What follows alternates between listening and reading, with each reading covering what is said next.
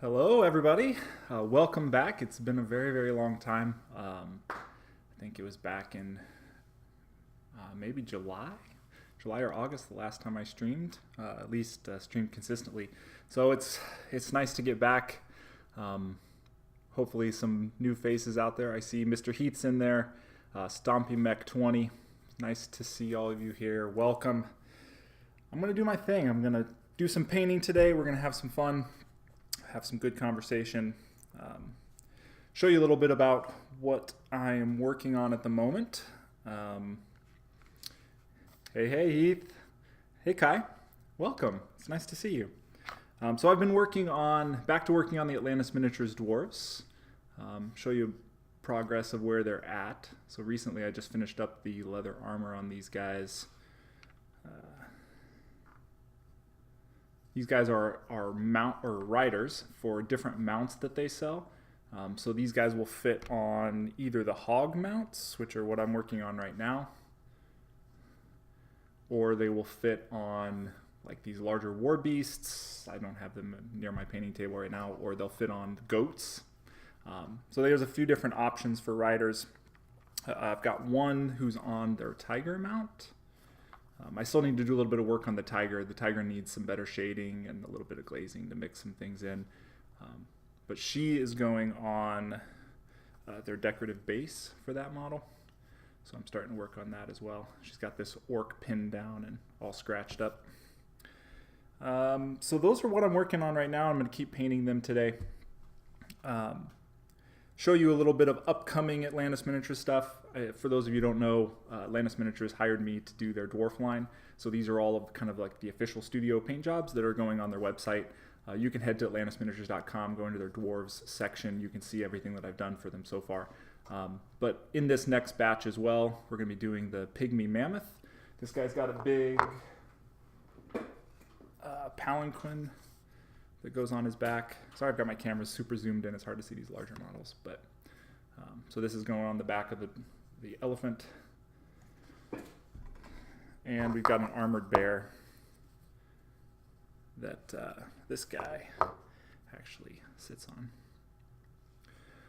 So that's what I'm working on for Atlantis Miniatures. I'm going to be, are the riders swappable for different mounts? So yeah, what they've done is they've kind of created a set spread on the legs and a set shape to how they sit.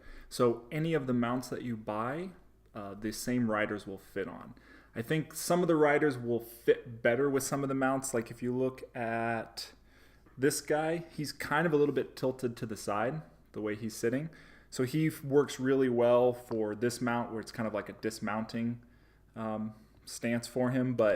So I think some of them are fit a little bit better with him, but you can sit them on any of them, even the larger beasts. I don't think you can sit them on the elephant because the elephant's not really meant to take a rider, but they have larger war beasts too that can go. So I've glued down the one on the tiger because she kind of comes special with the tiger. I think she's a hero model that's designed to be sold with the tiger. But for the other ones, I'm going to be magnetizing him so he can swap out how he displays them when he's at conventions and showing off the models and things. So that's what I'm doing on the business side of things for Gorilla with a Brush. Personal project, pretty soon I'm going to start painting this guy. Most likely he will be my next stream model. So what I've been trying to do is paint models 100% from start to finish on my stream. So anybody who wants to see exactly every brush stroke, everything that I do on a model, they can go through and watch hours and hours of footage, but they can see everything they want. If they want to know a specific way I did anything on the model, they can go check out the videos. So this guy is probably going to be the next stream model I did. So far I've done the Celtic busts that way, and I've done Alley, that 75mm sort of Tomb Raider Resident Evil model. But this guy's going to be the next one. He's not quite ready to paint yet. This model, unfortunately, from what I hear, the Judgment models are supposed to be pretty good, but I got kind of a bad batch, I think. But he's needed a lot of mold line cleaning, a lot of little repair with resculpts and stuff. So he's not quite ready to prime yet. So since I'm not ready to get started on here, we're just going to paint some dwarves in the meantime. So how's everybody doing? How's your Saturday? This is weird for me. So those of you who don't know, I was finishing up my PhD this last year. Starting in August was when I just shut everything out of the world. I had to get everything done. So I was working crazy hours doing my full-time job for finishing writing my PhD. I had to get that turned in by the end of October and then defend in November. So everything else in my life just came to a screeching halt. I barely touched a brush for 3 months.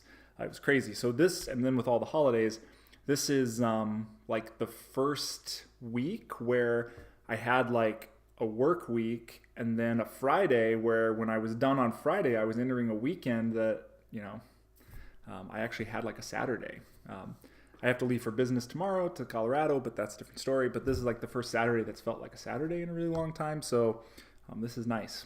But hey, Zach, nice to see you. Thanks for stopping by. Yeah, so I'm just going to get started. I wish I had a more fun part of the model to be working on. I think the next thing I really need to work on is the other color of leather that's on these guys. So I'm going to start working on that, and I'll probably mix in, maybe I'll work on the cloak on this guy. I'm going to do sort of a textured brown cloak for him, so maybe I'll work on that as well on stream today. So for this one, I start with a base for this leather. I try to, when you get this much leather on a model, I kind of like to try to mix up the color just a little bit to differentiate the leather padding compared to the the leather straps or something, just to give a little visual difference there. One thing that I'll say too, some people have been asking me lately about color palettes. There's a YouTube channel who had interviewed me, oh man, it might have been 2 years ago now. I think it's Crit Fail YouTube channel. They just did a general interview with me. You can actually find the link to that on my YouTube page. Down way at the bottom, there's a link to that video. But he wants to have me on again to talk about color palettes. Somebody else was asking me the other day. Somebody direct messaged me with a question about it. So I might, as I'm painting here, I might talk a little bit about kind of my own personal approach to doing the colors on these models. Cleaning mold lines off a creature caster model. I had some of the original ones they did from their Kickstarter way long ago. They had a lot. It looked like a lot to clean off on those. A lot of them I didn't tackle. I ended up just selling off some of those big monsters. I think I only have, I don't even actually know if I kept any of the creature caster models. Hopefully they're getting better with those. But yeah, so I'll talk a little bit about some color approaches. So for example, if you look at the rider on this, I might talk a little bit about what I did with her. So I'll just show her real quick again.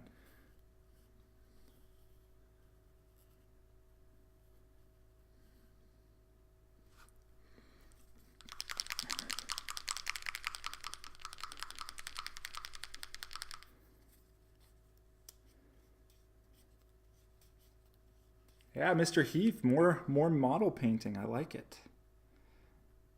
And Kai, if she's still in the chat, she's getting back. She's getting more into painting. I love it.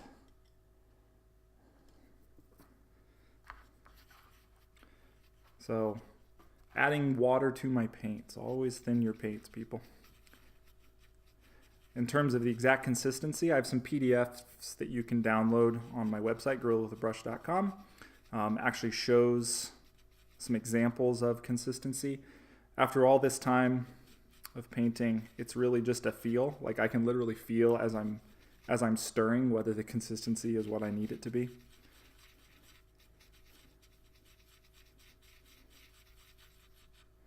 Scale 75 paints are fairly thick right out of the bottle, so they need actually even a little bit more water than Citadel paints or anything like that. So when I'm doing the color schemes, especially, well, I shouldn't even say especially for the dwarves. I mean, it's really, if you go back and look at Thrommel, the 54 millimeter scale dwarf that I painted, if you look at Alley, if you look at the Celtic busts, if you look at any of those, what you're going to see is that, I need a little more black in this.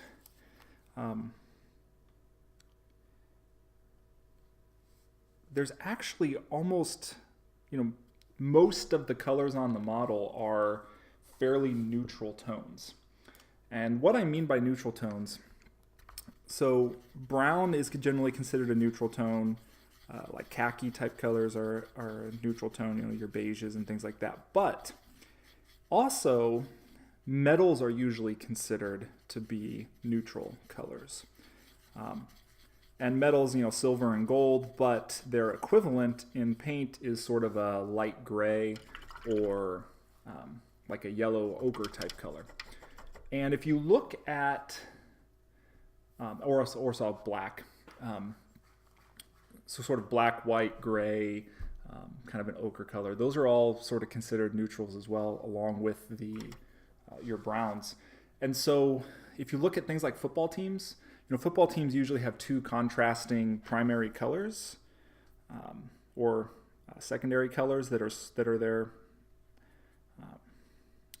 like what they have primarily. Sometimes it's just one really bright color. And then their other colors that they put on the uniforms are always whites, blacks, silvers, things like that complement those colors and don't really break their color scheme at all. They don't create any unwanted contrast with the colors that they've chosen. So if you really think about it, most of the models that I paint only really have like one strong color to them, and everything else on the model is some combination of these neutral or metallic equivalent colors.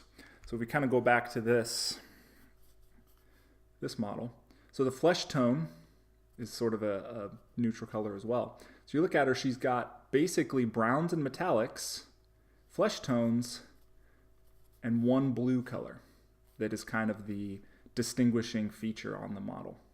And it adds the visual interest and plays along well with all of the other colors that are on her. If you go back and look at the Thrommel model that I painted, I should have brought him out. He's in my case in my office. He's all neutrals and metallics and red, and that's all. There's only one extra color there. If I start bringing in multiple colors, so maybe like want to do red and blue on the same model, I tend to start making the colors darker, because what I found is darker colors don't create unwanted sort of, what's the word I'm looking for? Like cartoonish kind of looks. So if you were to grab a model and paint him, just bright blue, bright red, bright green, something like that, it's going to look very cartoonish. It's not going to look very realistic. And some people have contacted me actually, showing me pictures of their models and saying, I'm kind of unsatisfied with this. I don't really know why I don't like it. And what will often be the case is that they'll have just like really bright, saturated colors on the model. And what's happening is you're just getting there's just too much. The model looks too busy. That's the word I'm looking for, busy. And so if you're going to use multiple colors, like you want to put red and blue both on the model, it's best to go with darker reds and darker blues. They tend to not create that effect on there. Whereas if you go with kind of highly saturated primary colors,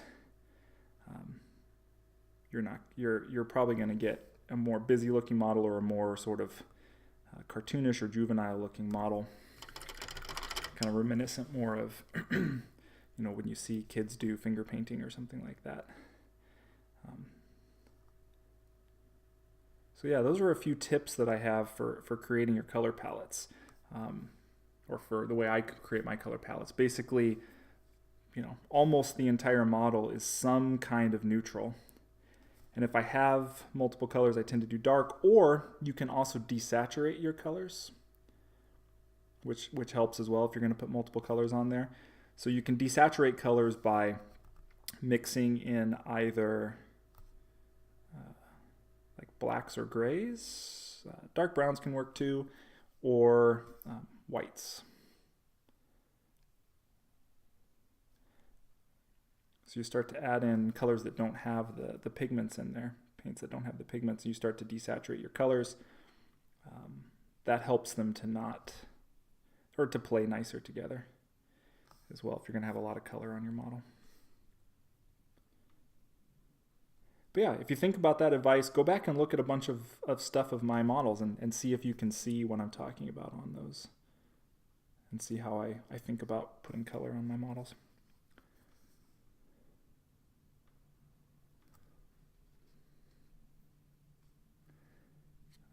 So Zach said, am I still mixing a common color into most of your other colors, like common browns, yellows, you do with the green troll bloods? Yeah, that's still another good tip too, because even with neutrals, you can get a little bit of different hues. So if I'm doing a brown, I could have a reddish brown, I can have a greenish brown. There's different variations on those colors that you can have. And so one trick that you can do that even creates more visual harmony on your model is to mix common colors. So for example, if he's talking about my troll blood models, when I played the game Hordes and War Machine, I had a green troll bloods army. Somebody in chat could probably quickly find a picture of it and post a link for anyone who wants to see it. But they were like an olive-ish green skin tone. They had a lot of browns on them. They had a couple different browns that I would paint depending on the type of material. And then they had a lot of gold and the metallic colors, the gold and the grays. And so one thing that I did was I had a brown, battlefield brown from the P3 line, was mixed into all of the browns that I did. There was a little bit of that in there, and all of the greens also had a little bit of that added to it. And then when I would be lightening up any of my greens or browns, I would always be adding in Commando Khaki and Desert Yellow as some kind of mixture to lighten up my greens and my browns, which sort of made sure that all of those earthy tones all had similar, or the earthy colors all had similar undertones to them. And it just created an effect where all the colors, I just knew they were going to play nice together because they all had kind of similar undertones to them. And I created that by mixing in the same paint, into all of them. I still do that to some extent. It kind of depends on what's going on with the model. So I would also say it's evolved a little bit because I've started to do a lot more glazing and not just layering, where before that was a trick. I never went back and glazed to smooth things out. I was always just doing lots and lots of very thin layers to build up everything, which tended to desaturate things a little bit, create a little bit more of a desaturated look to the final color. And so that was one way that I could make sure that as the colors were sort of coming up brighter, that, again, they all played nice together. Now that I've started to do a lot more glazing, I can control the final tones a little bit better, which makes it a little less necessary that I do that, but it's still a good tip to keep in the back of your pocket and to use. This guy, you'll see this bright glaring white spot on him. One of the dangers of having cats who like to climb all over your painting table is that sometimes you get cat hair on a model and you don't notice until it's dried. So there was like this little thing of cat hair that was stuck in the dried paint, and when I pulled it off, it pulled all the paint with it. So I got to go back and touch that up later, unfortunately. It had to happen too when I was doing the final layer on all of my blending, so that it's like in the worst possible point in painting the model. I'll probably just have to do flat black there or something and try to blend it in as more of a blemish on the armor, kind of like some of these little scratches and stuff that I did. Yeah, thanks, Zach. Zach's got the link to my troll bloods there.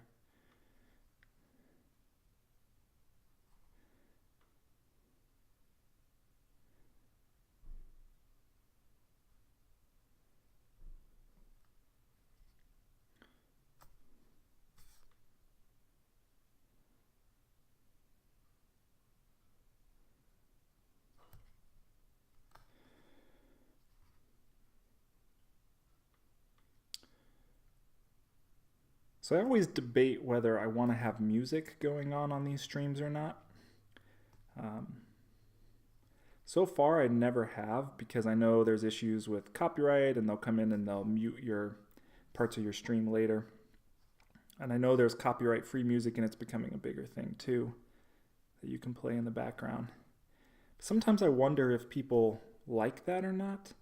I know sometimes when I go onto people's streams, if you're not necessarily a huge fan of the music choice, I'd almost rather kind of put my own music on in the background while I listen to them, rather than actually listening to the music they play. So I never quite know what people would prefer, if they're interested in me putting on background music or not.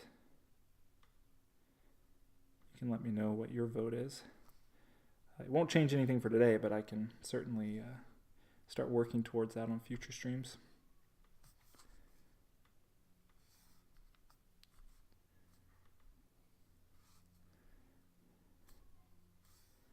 Yeah, make that spot a patch on the armor. I can try something like that. It's just annoying. It'd be not a problem if it happened while I was building up all the underlayers, but the fact that it happened at the end of all my glazing and smoothing all the transitions is what's a little annoying on it.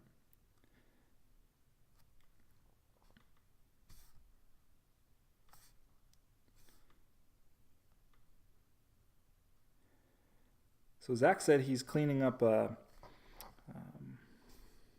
creature caster model. Is anybody else working on hobby stuff while they're joining in today? Instrumental music. That could be good. Oh, I got brown paint on his underbelly. Oh well. Is anybody going to see that? Don't tell anybody there's paint under there. I may not fix it.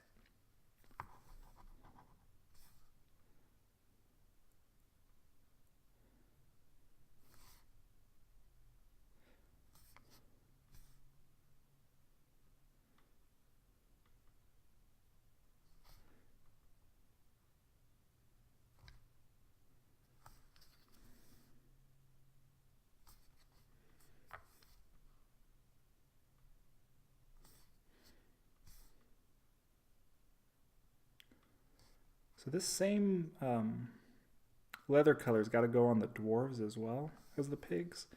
But since all you are basically watching me do is just paint brown onto models, what I might do is not worry about putting it on the dwarves for now, and just focusing on getting the pigs stuff done.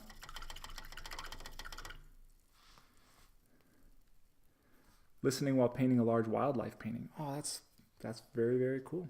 I love your wildlife stuff. I love the bold colors that you use. It's very cool. Admech Castellan robots getting their armor painted. Sweet.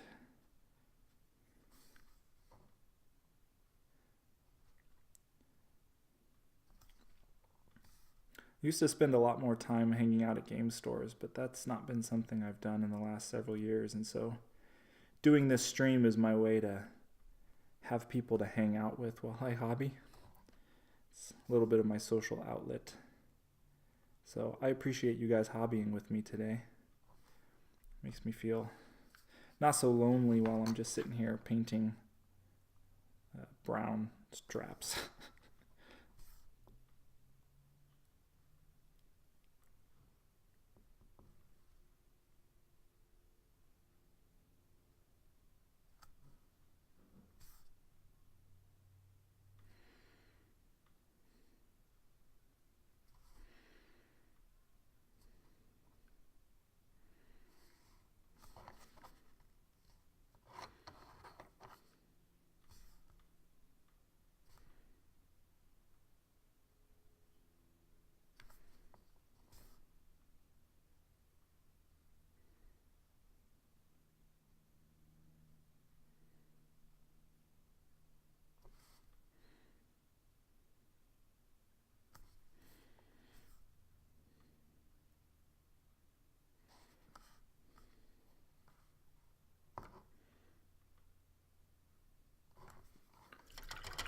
Trying to be quiet while the kids sleep for me.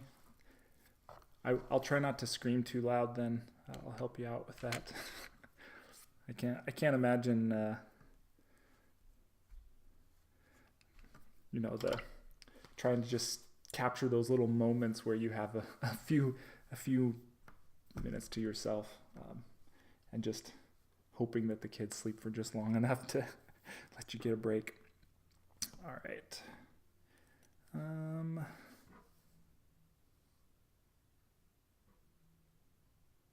Shoot, I'm gonna go back on what I said. I don't want to waste paint. I'm gonna paint these on the dwarfs too. Sorry, not the most exciting of stuff to watch me paint today.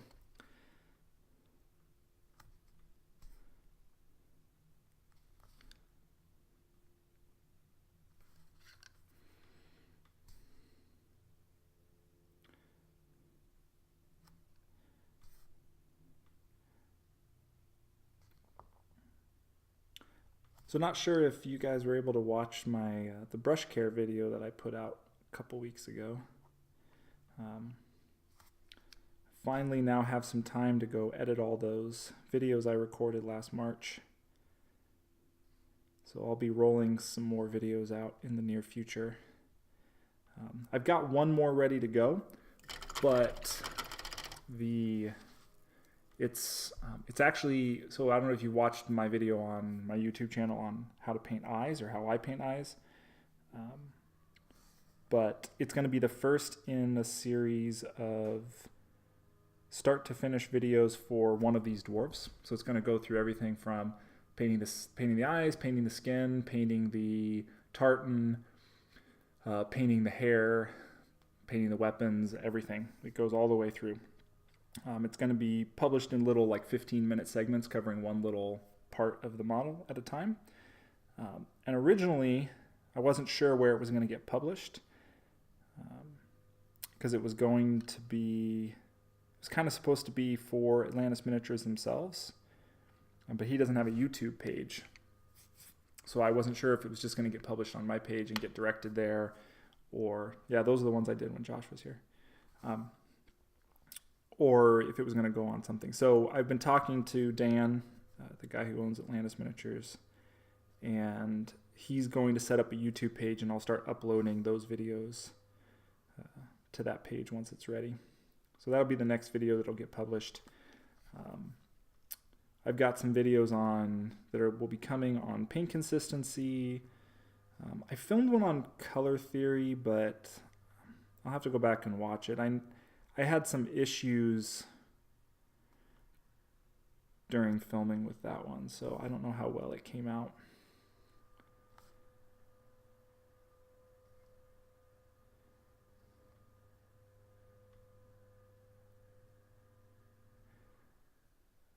One of the things that happens trying to talk about color theory with miniature paints is miniature paints, they have so many colors, and most companies don't actually give you true primaries, or the true colors that if you go to a paint store like Sherwin-Williams or something, and they have all the different dyes to make every single kind of paint that's out there, every type of color. So they have the magenta, the cyan, the yellow, things like that.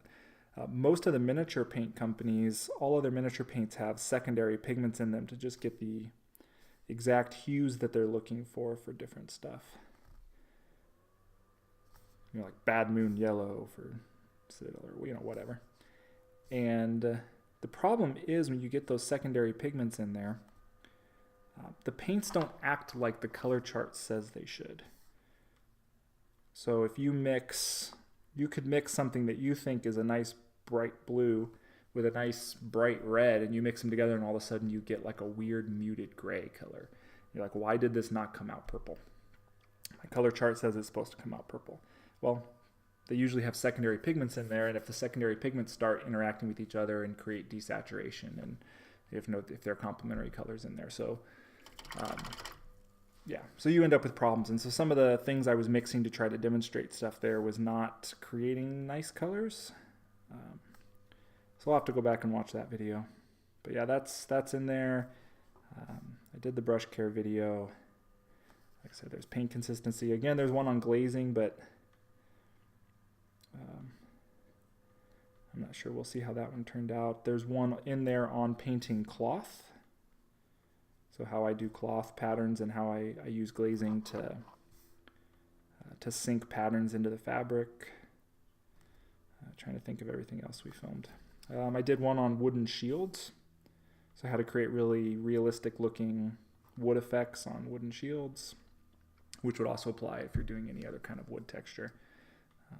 So yeah, some cool videos coming on down the line, including, like I said, the whole start to finish video on how to paint one of these dwarves. Which, by the way, are also what those downloadable PDF tutorials on my website are. They're some of these dwarves and how to do them.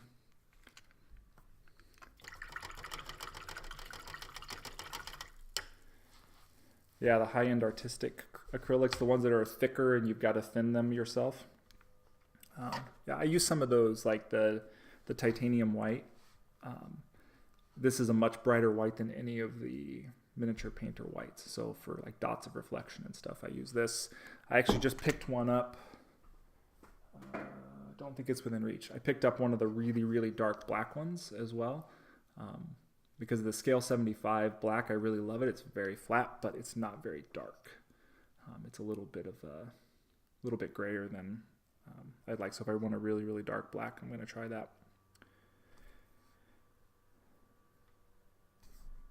But yeah, I know the artist acrylics are nice, and some of the really best painters in the world use those because they don't have some of those issues that I was talking about. They actually do have some true like single pigment paints. And I'm excited, I got the Chimera colors, which I think is that same concept, but more in a miniature painter's formulation. So not so thick to start with, a little bit more paintable right out of the bottle with just adding a little bit of water. But those are single pigment paints, so they should not create those issues when you mix them, where things can get desaturated on you. So they're supposed to be more about, using a limited number of paints to mix anything you could possibly want. But yeah, I haven't tried those yet. I just got those right around Christmas time. And the only thing I've really painted since I got those has been these dwarves. And since I'm kind of locked into the colors and the techniques for them, since I'm trying to keep some consistency with the rest of the line that I've painted.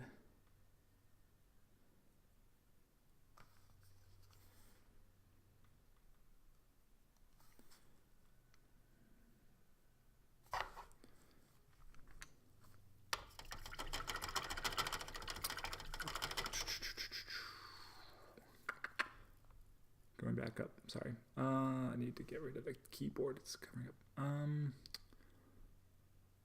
It's working out really nicely. Actually, I've been using the high flow acrylics from Golden in my airbrush. So the high flows are not as thick when you get them. I've seen those. And heavy body acrylics from Winsor & Newton. Much more highly pigmented and thins down well. Do you thin those golden paints? Yes, you got to thin. I'll show you what they look like. You probably actually, Kai, you probably work more with stuff like this on a regular basis, but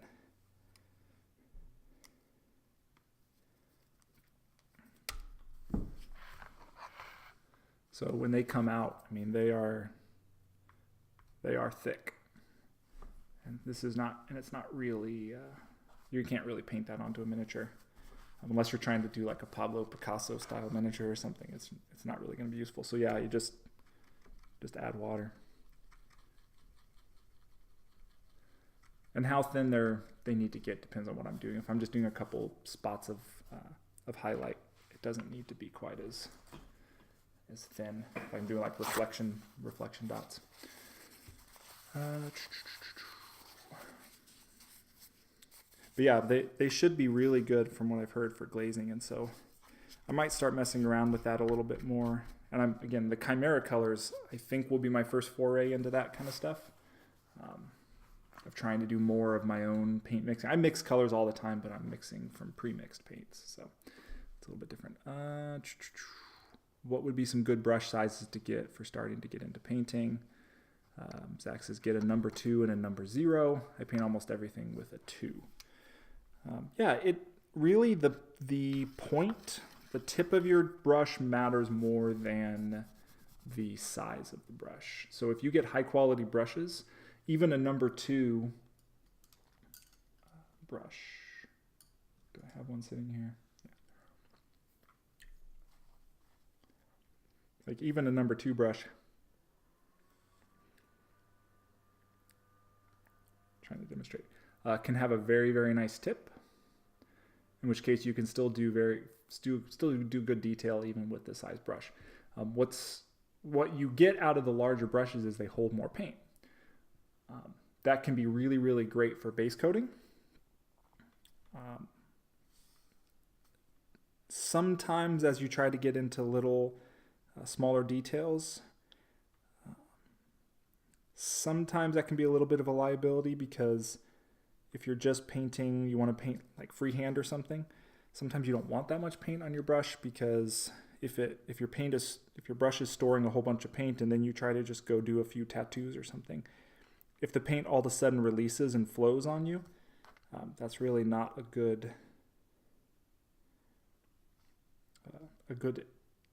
thing to have happen while you're trying to paint tiny little details. So the smaller the paintbrush, it's going to hold less paint, which gives you more control.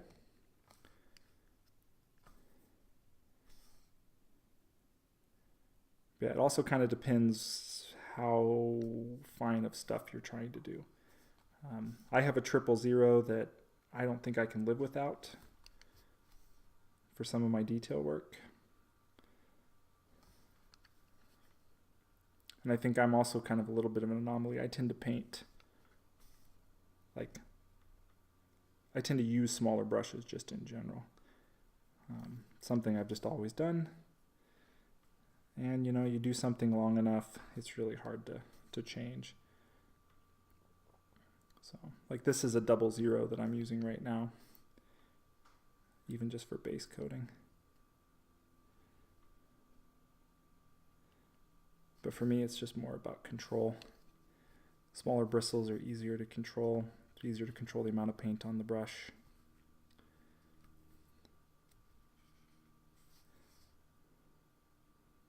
I never claim that any of my techniques are the right techniques. They're just things that work for me. So your mileage may vary.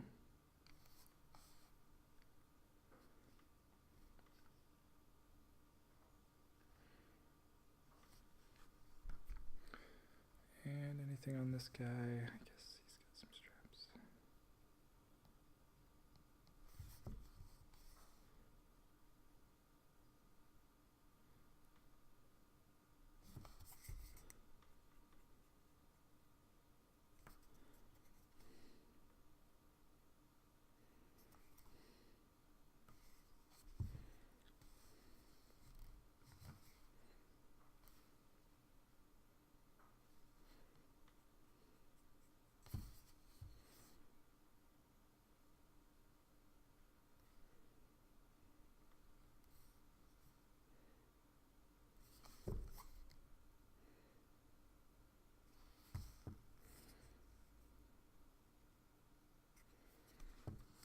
Sorry if some of that was off camera.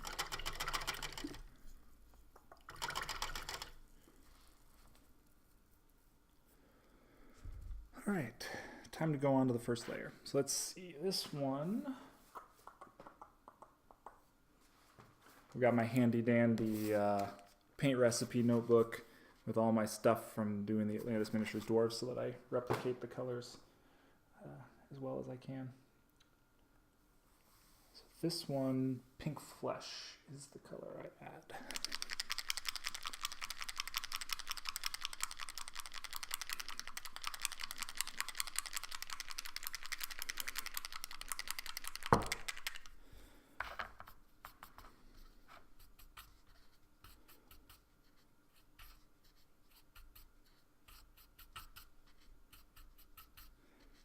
So what I'm going to do here is I'm actually going to add it in another well and then add a little water to the well I just used. That way I still have some of that paint mixed up. If I get all the way to the stage of glazing, I might get back to needing that paint. But also if I end up like making a mistake along the way, I have some of that paint mixed up to fix it real quick.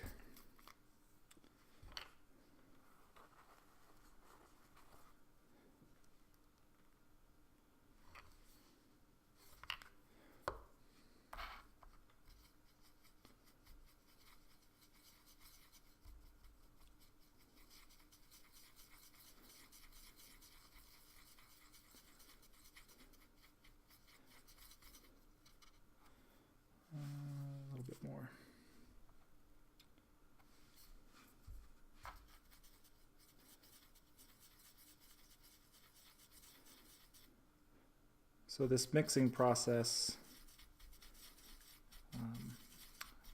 I highly recommend that you have an old crummy brush, or purchase a brush you don't really care about and use it as your mixing brush, because it will go through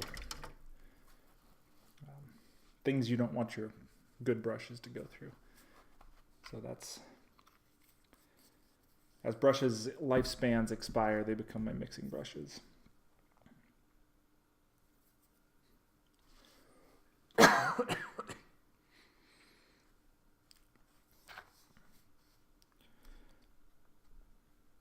because this is leather, some of my sections that I paint may not come out quite as smooth as I might do if this was like a cloak or something. I'm going to do a little bit more sort of tapping, not necessarily trying to cover 100% of the areas. And again, part of that's just building up some under texture, and then later I'll go back over and glaze and get the nice rich tones in. As I'm adding this lighter color, it's going to desaturate the brown, but I will restore that at the end, restore that saturation. Right now I just want to build up highlight layers underneath and build up texture, visual texture, not physical texture. Kind of like what's on like the roughness and stuff there.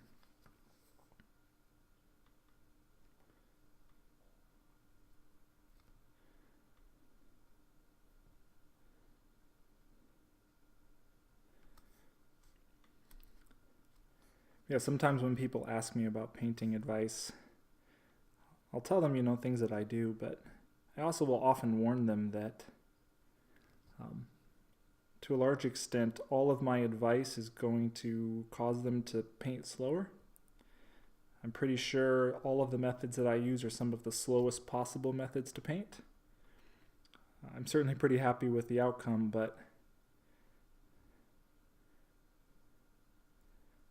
I am not fast.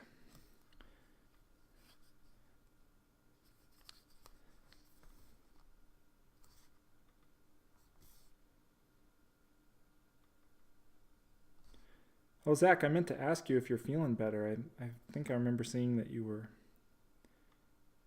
really laid up a few days ago.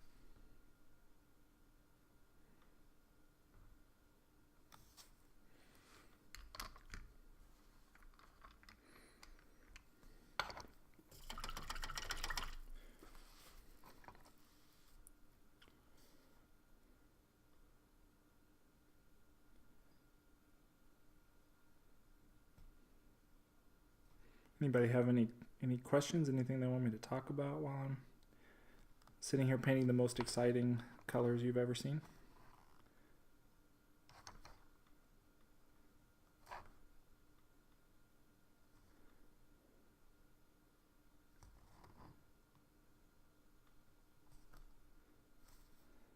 Doesn't have to be paint related.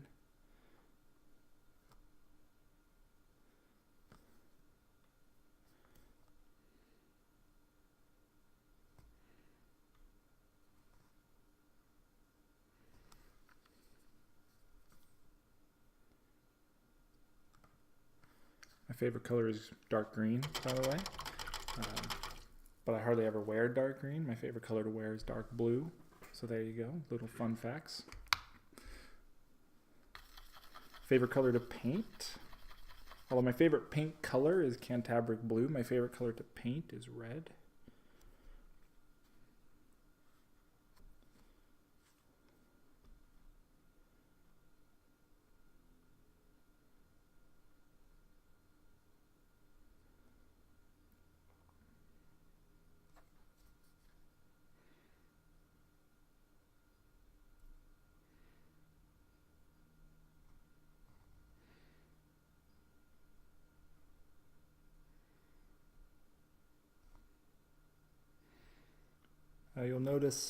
You might notice, as I'm doing this, I'm trying to focus more on highlight areas, so I'm not necessarily covering all of the places where I had this color brown, leaving some of the shadowed areas darker, and I'll keep doing that as I go, leaving a little bit more of the previous layers showing each time, building up towards the spots I want to be the brightest.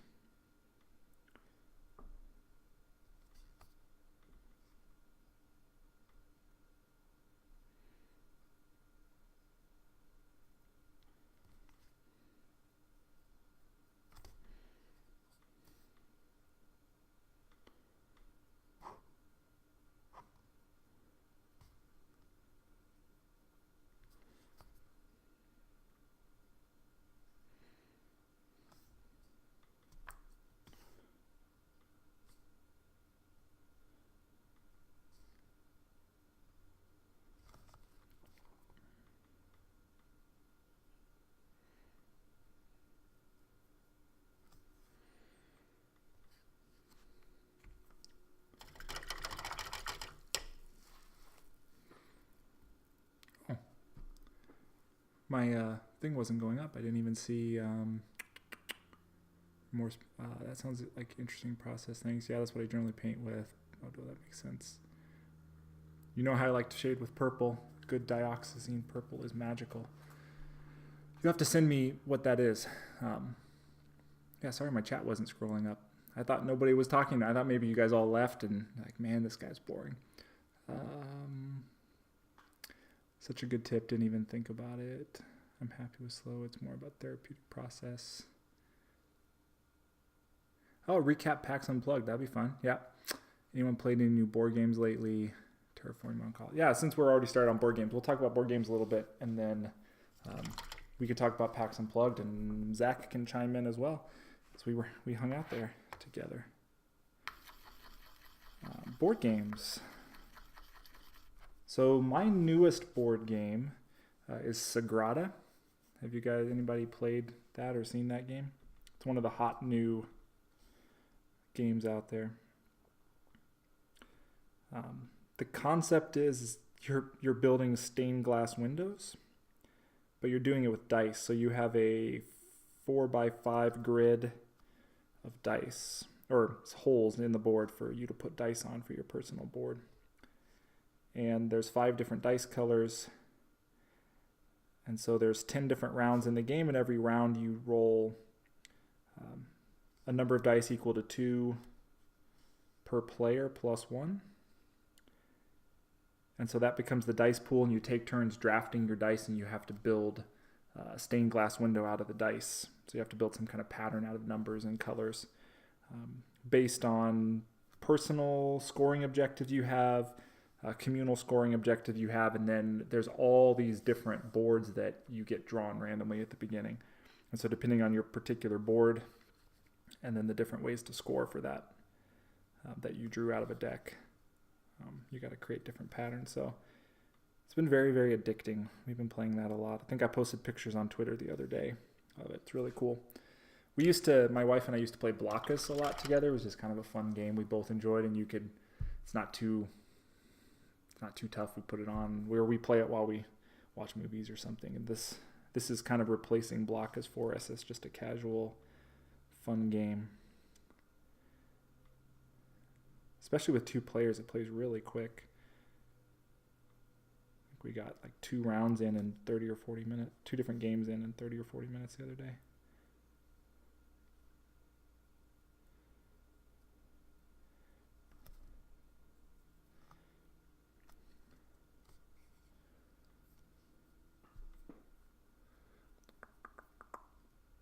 Terraforming Mars. I still haven't played Terraforming Mars. I've heard good things. Betrayal at Baldur's Gate.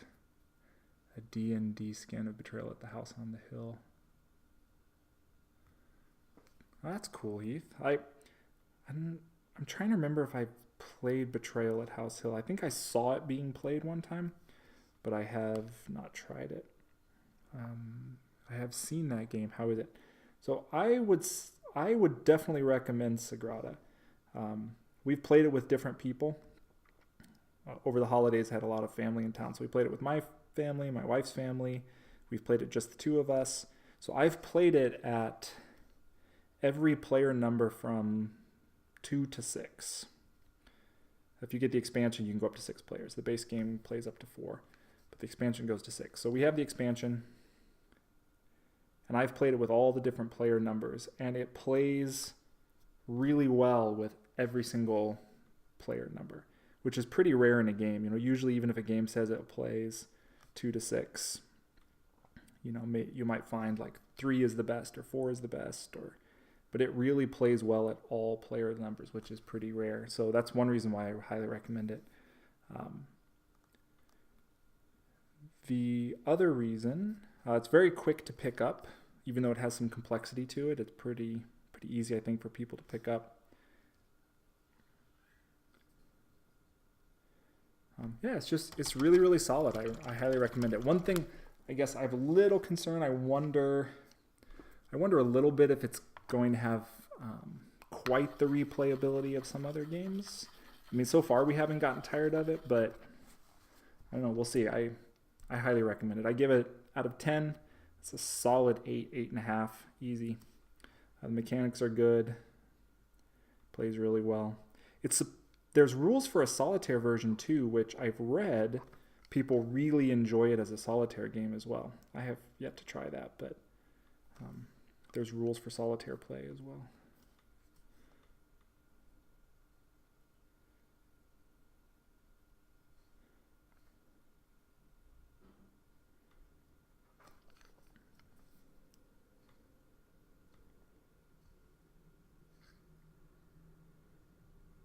Trying to think if there's other. I played a bunch of other games. I couldn't remember the name of them, but people on both sides of my family got tons of board games for Christmas, and so I have played, probably 6 or 7 new games the last few weeks, and all of them like one time. And so I'm not quite sure what the names of them are. Bunch of them with kids, not necessarily adult games. Not my own children. I don't have children, but nieces and nephews.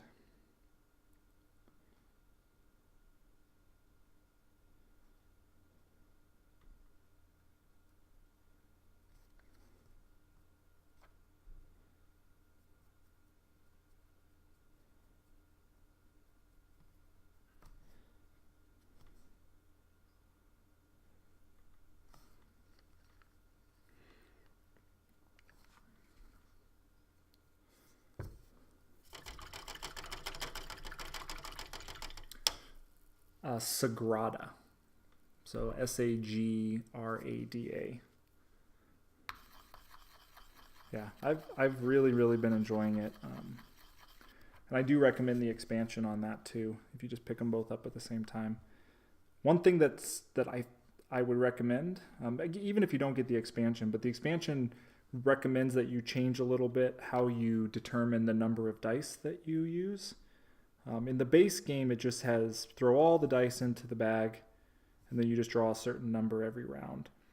But with the expansion, it recommends that you only put enough dice in so that you run out exactly at the end of the game, and you put equal numbers of all the colors in the bag. So that's how we've always played it, because one thing that can potentially happen if you don't do that, let's say you're playing a 2-player game but you have enough dice for 4 players, when you reach in the bag, you might just by luck never pull, for example, red dice out of the bag. And if you've got stuff on your board that needs red dice, you're just kind of out of luck. So if you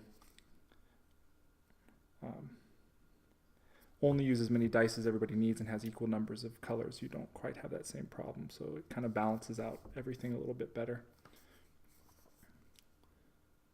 But yeah, there's just some cool new cards and some other things, and you can go up to 6 players if you get the expansion.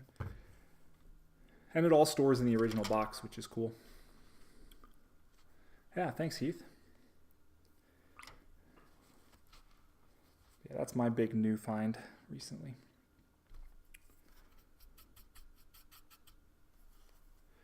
So PAX Unplugged.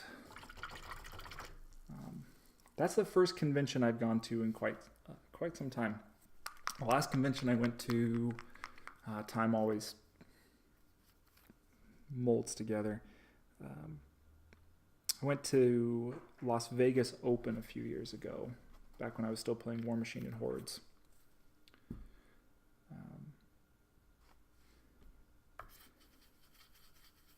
That was the last convention I went to. I've probably told the story before, but I'll tell the story of that convention as well. But that was definitely a gaming convention, and from what I've heard, this next year is supposed to have a 40K tournament that has something like 500 or 600 players in it. So definitely, if you're a gamer, you like to play the games, the tabletop war strategy games, Las Vegas Open is awesome. What Las Vegas Open has not had, at least when I was there, is a very good merchant section or a very good hobby section. So they had very few vendors there selling anything, and mostly what they were selling were 40K models or tokens for playing the games, things like that. They really didn't have a lot of things like paints or miniatures or RPG books or anything like that. So being more on that side of the hobby and not being so much a player, like when I went, I didn't really participate in a lot of tournaments. I was a little bored at Las Vegas Open. On the contrary, the PAX Unplugged was really, really cool. I could have used a little bit more painting and modeling focus there. It's a bit board game and RPG focused, but certainly tons of stuff to do. A lot of fun. I think they might have suffered a little bit of growing pains this year, because I think this is the second year and it definitely grew a lot, where I don't think they had quite enough DMs and GMs to run all the games people wanted to play in, or people doing workshops, like painting workshops or crafting workshops or making terrain, things like that. From what I heard, people who wanted to sign up for role-playing games or sign up for one of the classes, you had to sign up on the day, and you had to go line up, and all of them were sold out, so to speak, by like 8 o'clock in the morning or 8:30 in the morning, and the convention doors didn't even open until 10. So people had to wake up super early and go get in line if you wanted to even play in any of those types of things. So I think that's something they'll need to work on as they go. I'm debating whether I want to reach out and maybe volunteer to do some classes there. I don't know. We'll see. Maybe help with some of that.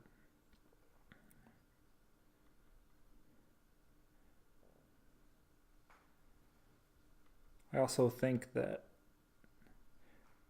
I'm not sure they anticipated that there might be people who would want to just bring their stuff and paint, which is kind of what I really wanted to do while I was there. I just wanted to sit there and like paint and hang out with people, and have people who wanted to come hang out with me or ask me questions just come find me and paint. So it looked like from advertisements leading up to the convention that they were going to have that stuff. But all they did have was a section where you could have your own model, or you buy a WizKids model off the wall. And then they have all the paints, they have all the brushes, they supply everything for you, but you only get an hour of painting time. And they were pretty strict about keeping people to that 1 hour. So I tracked down one of the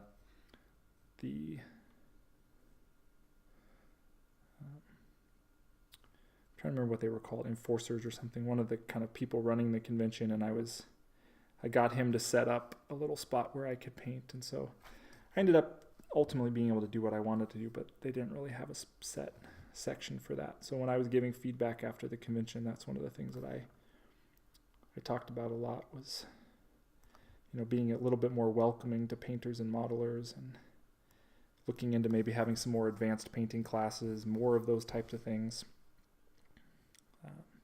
You know, painting competitions always tend to start drawing that in, because if you hold a big painting competition, you're going to get bigger name painters who are going to come, and those bigger name painters might then volunteer to do classes, and so you can then, you know, have a bigger showing of that type of stuff. So yeah, so hopefully they start to grow into some of that. And again, maybe I'll just talk to somebody and volunteer and try to help make that a reality. I reached out. There's a convention I just heard about. It's pretty small still here in Arizona. So it's taking place in March in Mesa, which is one of the suburbs of Phoenix. And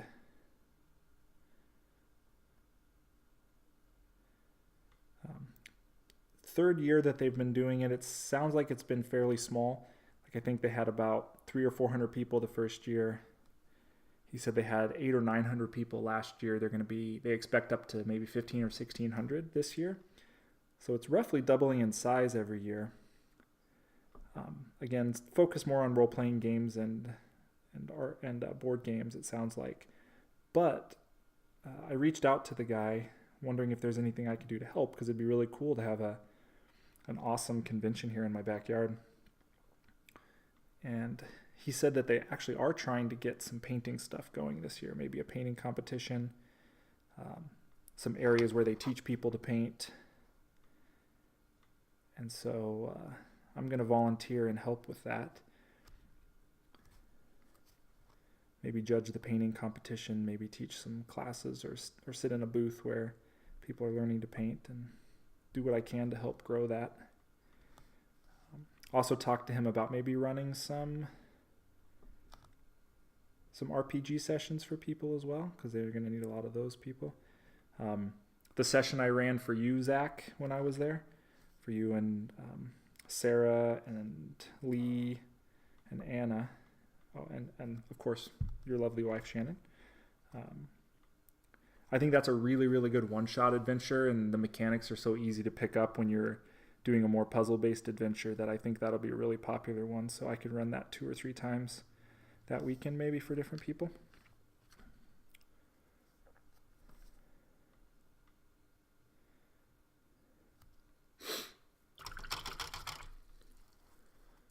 Forcers are the volunteers. It's worth speaking up, otherwise folks running it. Exactly. If you want something, you got to let them know you want it, and if you really want to see it changed, be part of that. You know, people who complain about things but aren't willing to step in and help change it. Things aren't going to change by themselves, so I'm usually willing to put my money where my mouth is, so to speak.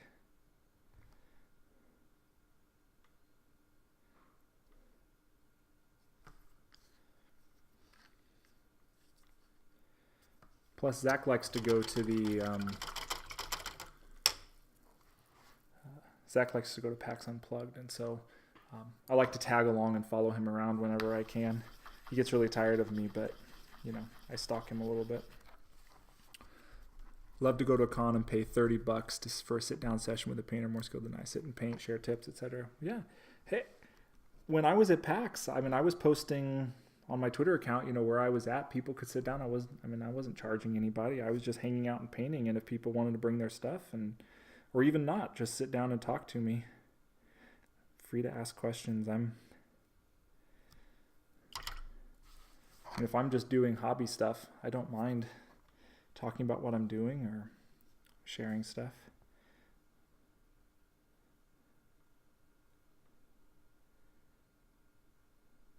I mean, certainly if it's something like people want to set up a particular Skype session to do a coaching session or something, I might ask for some money. But if I'm just sitting around painting, I don't mind. And a few people did come and stop by, but they either didn't have painting stuff with them, or I think some of them maybe were a little intimidated to hang out, like maybe feeling like they weren't welcome. I don't know. It was weird. I like to think I'm a pretty approachable guy, but I guess some people just maybe get a little intimidated.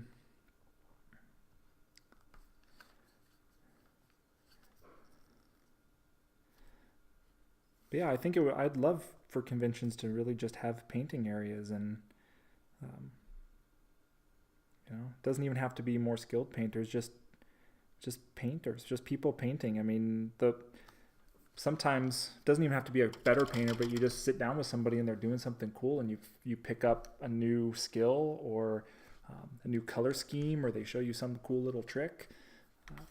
It's always good to paint with other people, and if nothing else, painting can be kind of a solitary activity, and just being able to hang out with other people and have a conversation while you're painting is a lot of fun. I used to love to do that at the game store. I used to take my stuff there and paint, but one of the things that I found is that I was getting older, but the average age of people hanging around the game store was not really getting older. And so the older I got, I started to get a little, crotchety old man syndrome maybe, but just not being super interested in a lot of the conversations or the stuff that was happening around me while I was there, and feeling, I don't know, so it began to not be quite as enjoyable.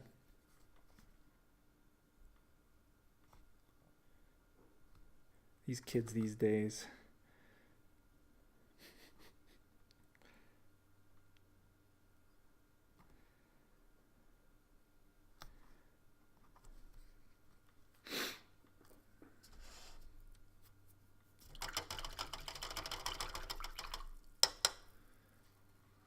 The guys at the local GW store, all serious business. Yeah, that can definitely happen. And that was another thing that happened in our local community too, was especially on the gamer side, not so much the painter side, but the gaming side, Phoenix is a pretty hardcore meta for a lot of games. People who live here, there's a lot of people who go to national tournaments on a regular basis and just take the games really seriously. And that can be quite intimidating for new players, and it doesn't really necessarily help grow the game. If you're constantly in tournament prep mode and people are just trying to learn the game and play with whatever models they just bought, they don't even necessarily have the most optimized lists or models yet. They're just playing with whatever's cool. They haven't even learned how to optimize what they're doing. And they just get their teeth kicked in by tournament players all the time. That was happening a lot on the playing side of things, and that's one of the reasons I quit playing. I just wasn't really in favor of that kind of attitude. I'm a much more casual player. I just want to play with my cool toys.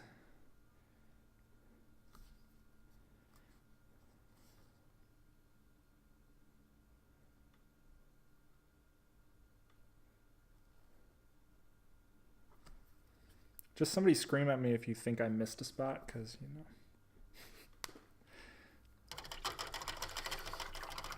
shakes fist at kids on the lawn. Get off my lawn! All right, so again, I think I've told this story before, but I'm going to tell it anyway. My last time at Las Vegas Open, So I went there with a couple friends of mine. We didn't really know what to expect. We hadn't been to LVO before. They had a lot of tournaments all weekend long. The only one we were for sure planning to play in was the team tournament that was on Friday night, which was the first day of the convention. They had what they call the Steamroller tournament that started on Saturday, which is their bigger deal tournament. And that may even have started on Friday too, actually. I don't know, but we didn't plan on playing in that. So we got there on Friday morning, maybe even Thursday night, but we got to the convention Friday morning. And we weren't playing in any of that first morning, afternoon tournament. Just hanging around, playing casual games. Played in the team tournament that night and had an okay time, but I know it's kind of a weird little vibe, and we were sort of not necessarily in the mood to play in a lot of tournaments. So did that. So woke up on Saturday and didn't even bring our War Machine stuff down to the convention hall. We just brought some board games instead. We were sitting in the free play area playing board games. At the time, I don't know if they still do, but Guild Ball allowed you to download the little paper dolls. So like paper cutouts of all their models. And you could then stick them on bases and you could download the rules for free and you could play the game and test it out. See if you liked it before you fully engaged. So we did that too. We brought those paper models and we were playing with that. So we were just hanging out. We weren't really taking part in any of the official tournament or official convention events. And Saturday night, ended up going out to some bars with other friends of ours that were at the convention. And I get a text at the bar on Saturday night. And it's kind of an acquaintance of mine that I knew from the Phoenix meta. And he's like, Alan, I think you just won a painting award. I was like, surely that can't be true. I didn't enter any models into the actual painting competition. And I didn't take part in the actual Steamroller event. Like, I wasn't in any of those tournaments. All I did was the team tournament the Friday night, but usually they pick best painted awards out of the Steamroller tournaments. I was like, are you sure it's me? He's like, I'm pretty sure it's you. So like through Facebook and stuff, I was able to track down who the tournament organizer was and contacted him. And I was like, hey, somebody just said that I just won a painting award. What? Is that true? He's like, you're the guy with the green Trollbloods, right? I said, yeah. He goes, oh yeah, you won the Master Craftsman for the weekend. I was like, you realize I didn't play in the tournament, right? He goes, oh yeah, I saw your models on Friday though, and yeah, you win Master Craftsman. And so then the joke became that my models, that the paint jobs were good enough that I didn't even have, I just had to be in the same hotel as the events, and they could win the best painted award. So I don't know, my friend Travis always gets the biggest kick out of that and always brings up that story.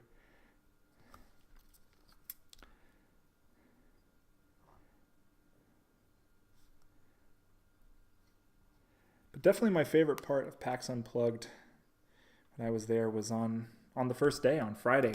I got to... So Zach, I've met Zach before in person, but Zach and his wife were there, and so I planned an RPG game. I got to play with him. I got to meet Lee Shimmer Windile on Twitter, so he was there. I got him to play in my game. Anna, who is Ephemereptera, I'm not exactly sure how to pronounce her thing. So she's on Twitter, and then Eris Savad.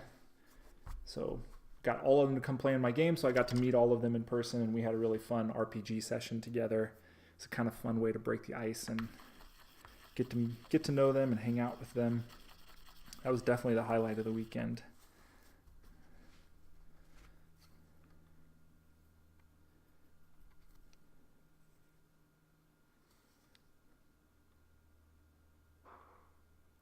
So it was a pretty cool convention. I think that it's one I would probably go to again.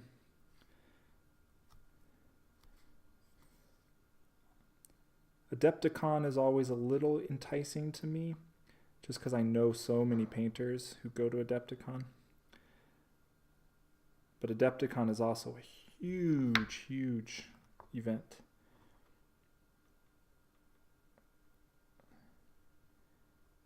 I don't know, I'm not necessarily one who likes to be in the midst of huge crowds where you're just elbow to elbow and you can barely move around and everything is super crowded.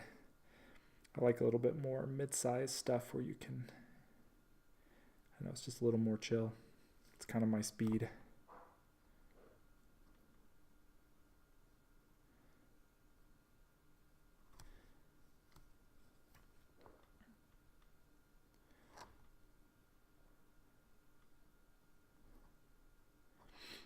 I think if I end up going to Gen Con or Adepticon at some point, it might be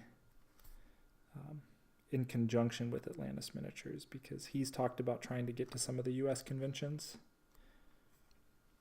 either this coming year or the year after.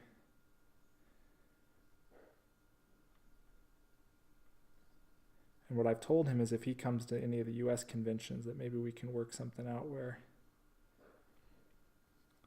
I come as well and paint in their booth, paint their miniatures in the booth, kind of use it as a way to attract some extra attention there and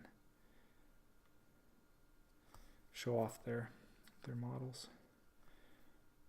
And so if he comes, he might go to Gen Con or Adepticon, in which case I might end up there.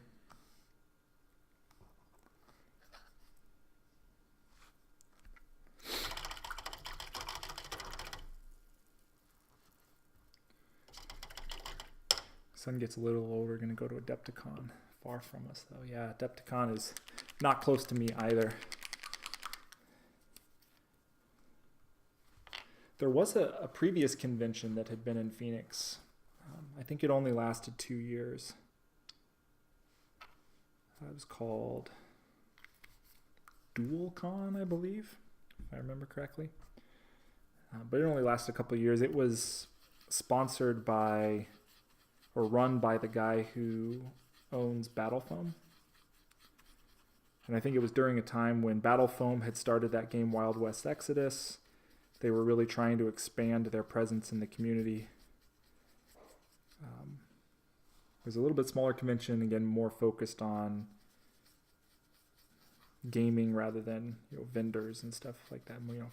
40K, War Machine, stuff like that.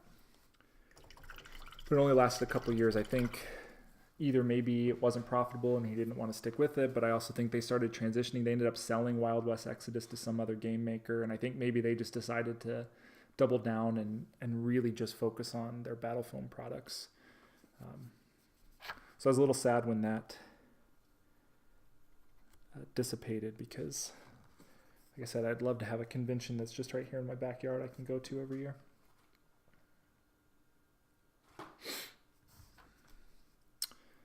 Adepticon is Chicago. Gen Con is Indianapolis. Adepticon, Chicago.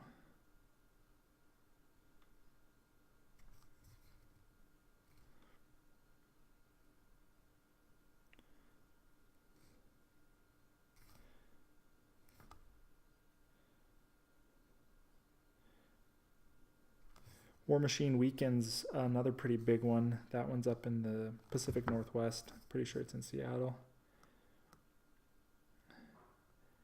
Although focus there is a little bit obviously more on War Machine. But I think they've branched out in years and starting to include a lot of other stuff as well. But since I don't play or really paint that game anymore, that one's a little bit less enticing to me.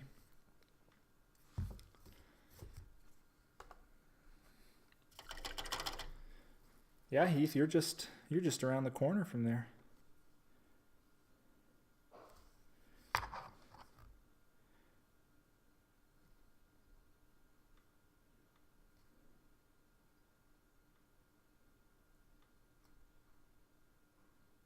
You got to promise me, Heath, if I end up going to Adepticon one of these years, you got to come down and see me.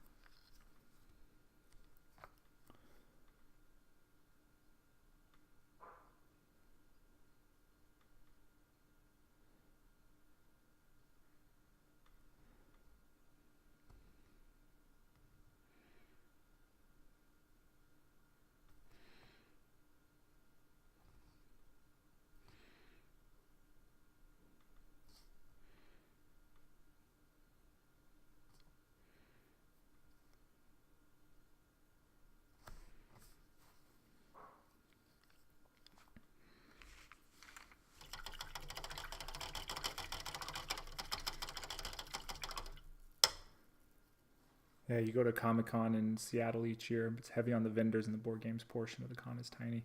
Yeah, the thing that, I've been to San Diego Comic-Con once, and I've been to Phoenix Comic-Con a couple times, and, they tend to be just like big, especially now, they've just sort of turned into big, what's the word I'm looking for? Like spectacles. And I feel like, from what I've heard, I haven't been to Gen Con or Adepticon, but especially Gen Con I've heard is sort of kind of turning into the same thing.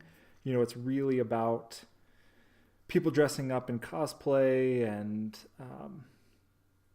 being at the vendor hall and being at these big events, seeing like a live Critical Role show or something like that. And they're definitely less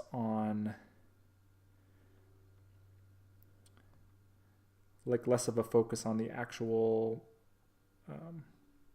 like comics themselves or the like other aspects of hobbying or things like that. So they've kind of just become really big spectacles. I don't really know any other word for it, which is fine. I mean, people love that stuff. That's not exactly the reason I would like to go to those things though. So some of these little bit smaller conventions are definitely more enticing to me to go to.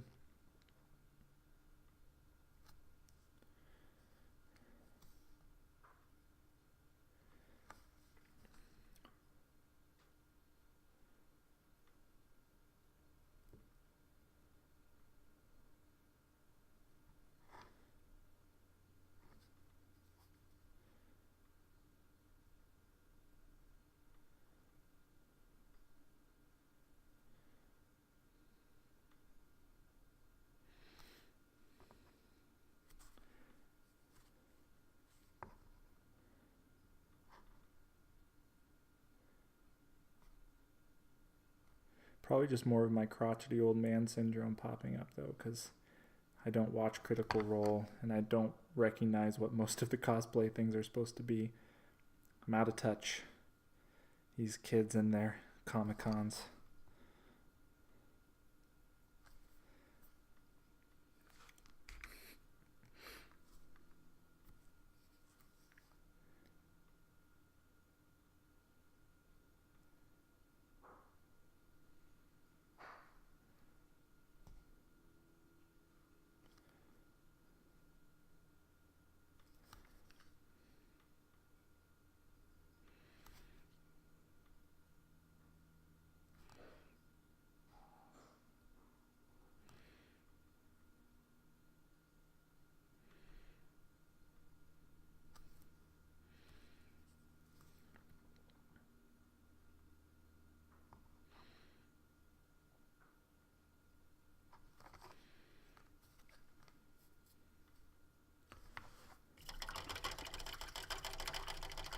Rose City Comic Con in Portland is much better. That's good to know.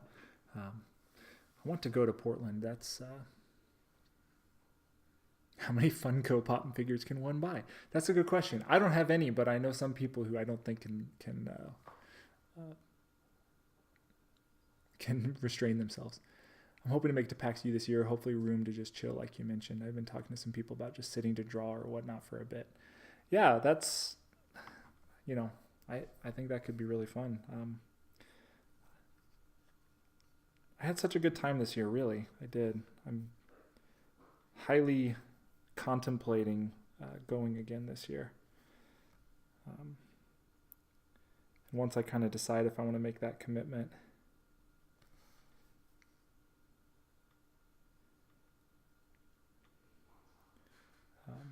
That's when I might reach out and then see if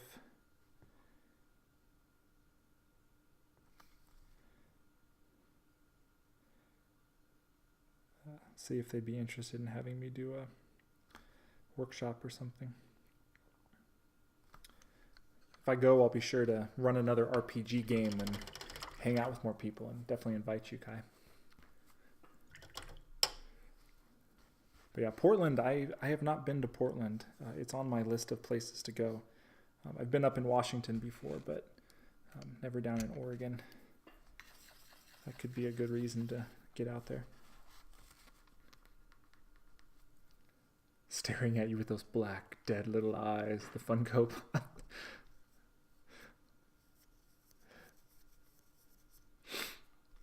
Sweet. Well, it's definitely a deal, Kai, if we both are there. Heck, again, I'd be looking for the same thing you are, just a place to sit there and do my art, so and just set up next to each other and paint together on different scales.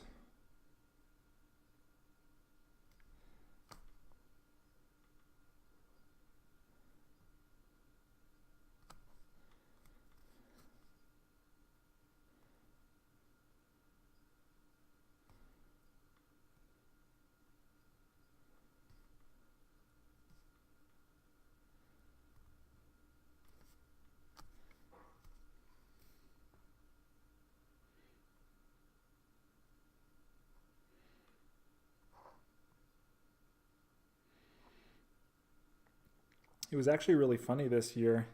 I kind of missed one of the events I was looking forward to a little bit, which was this PAX prom that some people had organized where people got super dressed up on Saturday night and went to this bar. Just kind of used it as an excuse to get dressed up. I actually brought my dress clothes to go, but what ended up happening is my brother's a pilot, and Saturday morning I get a text from him because he had seen my post about painting at PAX, and he's like, are you in Philadelphia? I was like, yeah. He goes, I am too. I said, what? He just happened to be there, getting in there about 9 in the morning from some flights that he had done, and he was at his hotel about to get a day's worth of sleep, and then he had to fly back out the next day just on one of his turnarounds. He's like, I'm in Philly all day today. You want to hang out? So on Saturday night, I ended up spending it with my brother and then a couple people who just happened to be at PAX for the X-Wing tournaments, who are good friends with my brother. So we just all went out and had some drinks and had a good time. That was kind of a fun surprise of my PAX.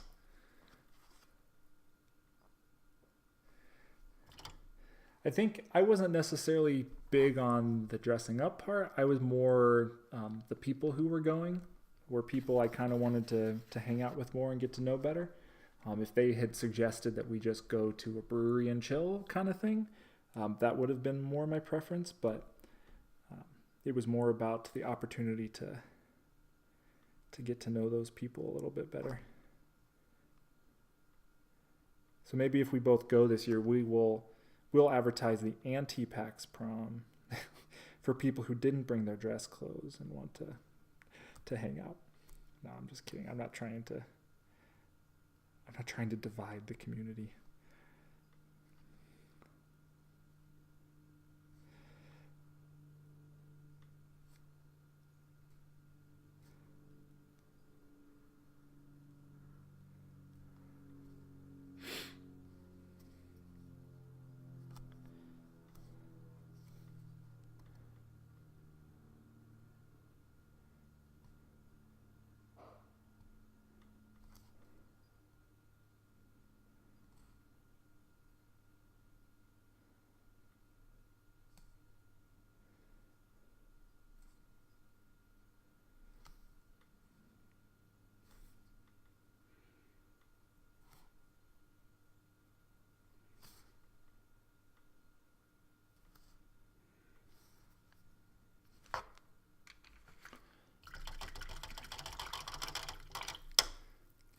Yeah, definitely. Splitter. Oh yeah. I'm tell you what, man, I'm a troublemaker. You get me in places, I sow discord everywhere I go. Can't you tell? I'm a rabble rouser.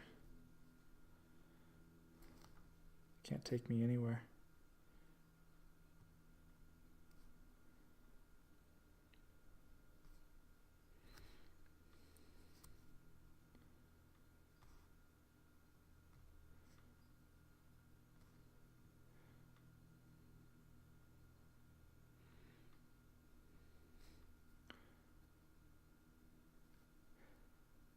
I will say, Kai, it's a little bit funny to hear you say that, considering you came back from a trip and immediately got in a super fancy dress and went out and celebrated New Year's Eve. You sure you're not a PAX prom type of person?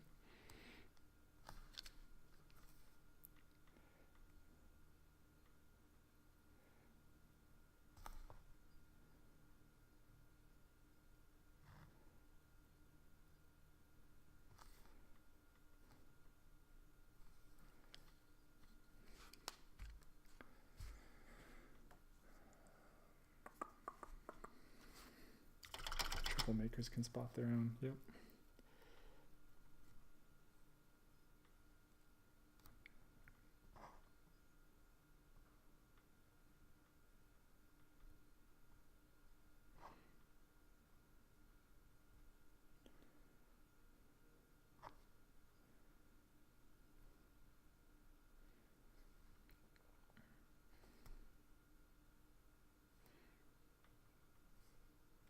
Next time I stream, I'll have to show off. I didn't bring home a lot of things from PAX. I managed to not buy too many things. Some of it wasn't too hard to pass up. They had a ton of board games there. You could try brand new board games that hadn't even been released, and so this was like your first opportunity to buy them or give feedback to the makers who were still in beta form for their board games, or certainly just buy board games, take them home. But having flown there, I didn't have a ton of room in a suitcase or anything for board games. So it's pretty easy to pass up on all of those. But I found some really, really nice exotic hardwood plinths. So the decorative wood bases that you can put models on. Just amazing quality, and got to talk to the guy who made them. He's also one of the owners of the Game Envy company. So they make a different style of these holders. So these are the Wrathcore holders. They make the plastic ones. But I got to talk to him a lot, got his personal business card, and I'm going to talk to him about doing some specific plinths for me in the future. But those are really cool. They're back in my office, so I'll bring those out for the next thing. After traveling, I don't think I want to dress up and bring all that stuff. Yeah, that's fair. That's very fair. I did contemplate it. Like I said, my big thing was just I really wanted to get to know those people better, so I kind of brought my dress clothes along with that. It just didn't end up happening, and I kind of felt bad that I wasn't able to go, but it happened. What's my favorite go-to board game of all time? That is a good question. I'm not sure I have a single one. I'm gonna do one more. I'm gonna do one more coat of this. What's this guy doing? Part of it depends a little bit on the audience, because like my wife likes very different types of board games than my board gaming group does.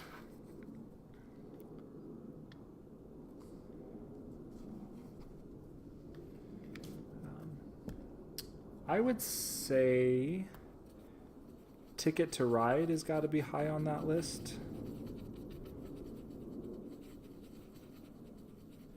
That's one that I feel like almost anybody I've ever gamed with enjoys that game, no matter whether they're very casual board gamers or more serious board gamers. Everybody pretty much enjoys Ticket to Ride, so that one's good. I think this Sagrada game could definitely get on that rotation of some go-to games, if you're going someplace and you just grab it. I'll say Fuse. Have you ever... you guys ever played the game Fuse, the dice game?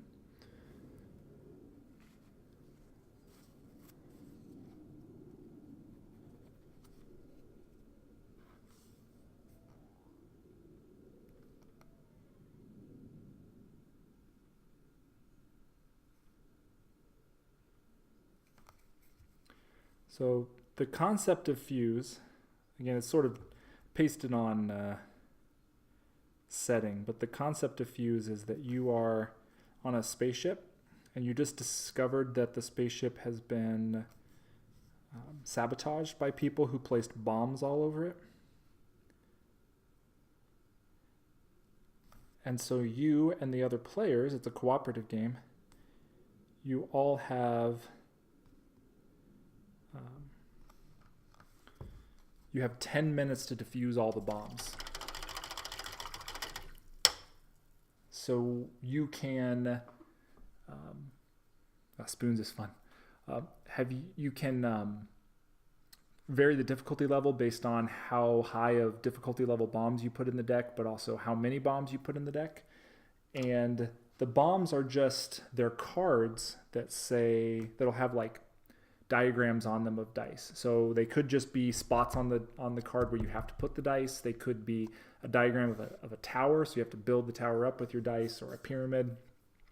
But they tell you exactly what kind of dice you need, either a color you need, or a number you need, or some kind of combination of color or number.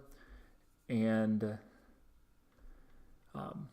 so there's a bag of dice. You reach in, you grab one die for every player, and you roll them. And every player has to put one of the dice that was rolled on one of their bombs, and the bomb's diffused when all of the requirements are met on the card. And then if somebody can't use one of the dice, that die gets re-rolled, and whatever shows, either color or number, has to be removed from everybody's boards if they have a dice that matches that.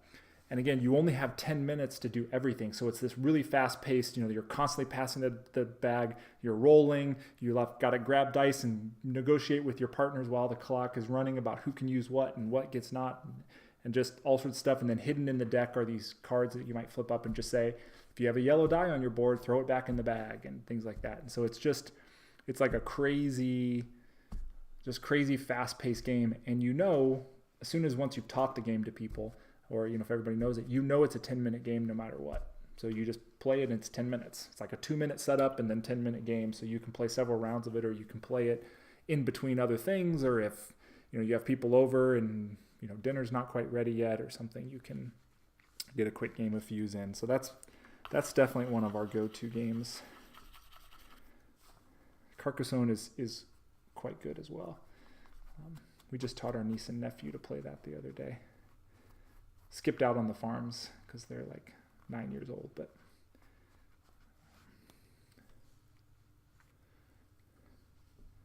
Killer Uno? I have not played Killer Uno.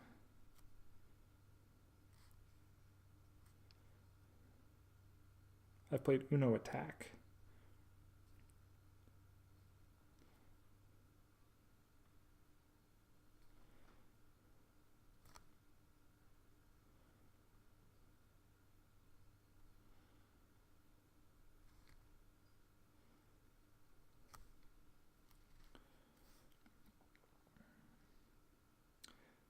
I will say another board game we've been having a really good time with is the Harry Potter Hogwarts Battle, the deck building game. We've played that a lot with various ages and various family groups, and it's usually a pretty popular game. And I think one of the reasons it's popular, not only is it really fun in terms of if you know the movie and the books, like you really get to kind of feel like you're recreating some of that, but it's also cooperative as well.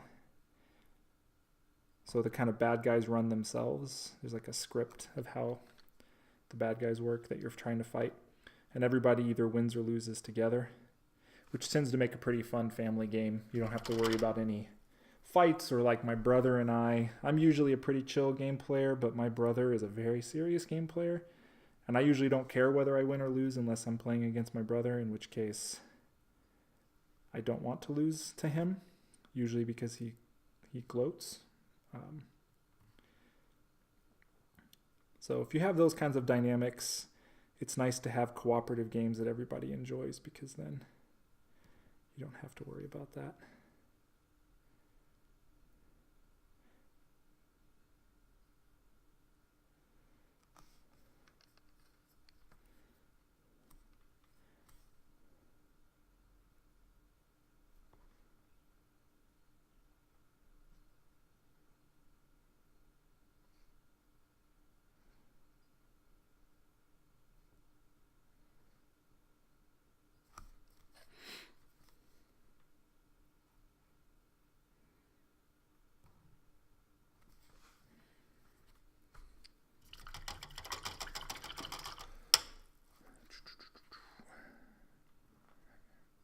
Uno speed play, but on zeros, everyone has to switch their hands. Oh, that's fun. I'll have to look that up. I haven't actually played Uno in a while. That could be a fun way to get back into it. Sushi Go. I did play that once or twice. I think my niece and nephew have that game, so we played it when we went over to their parents' house one time. Kingdoms of Valeria promotes the idea because you earn resources on the rolls of others that they take their turn. I think I played that game. Is that where there's like cards in the middle and you purchase the cards, and so the cards are things like there's harbors and seaports and things that you buy, like flower shops and things like that, or is that a different game?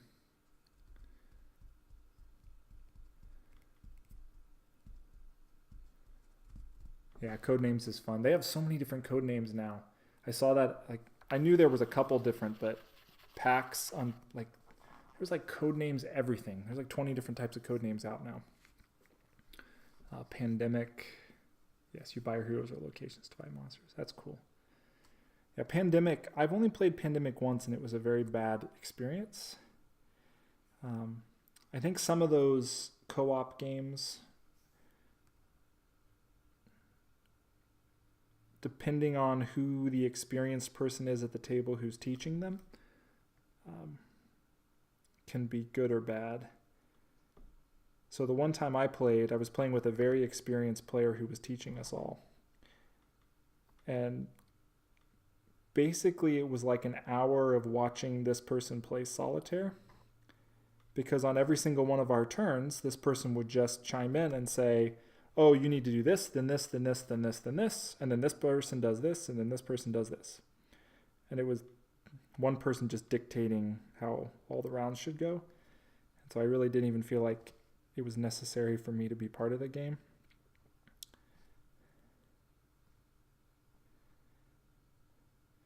So that was my only experience with Pandemic, and I didn't really enjoy it, and I haven't tried it again since.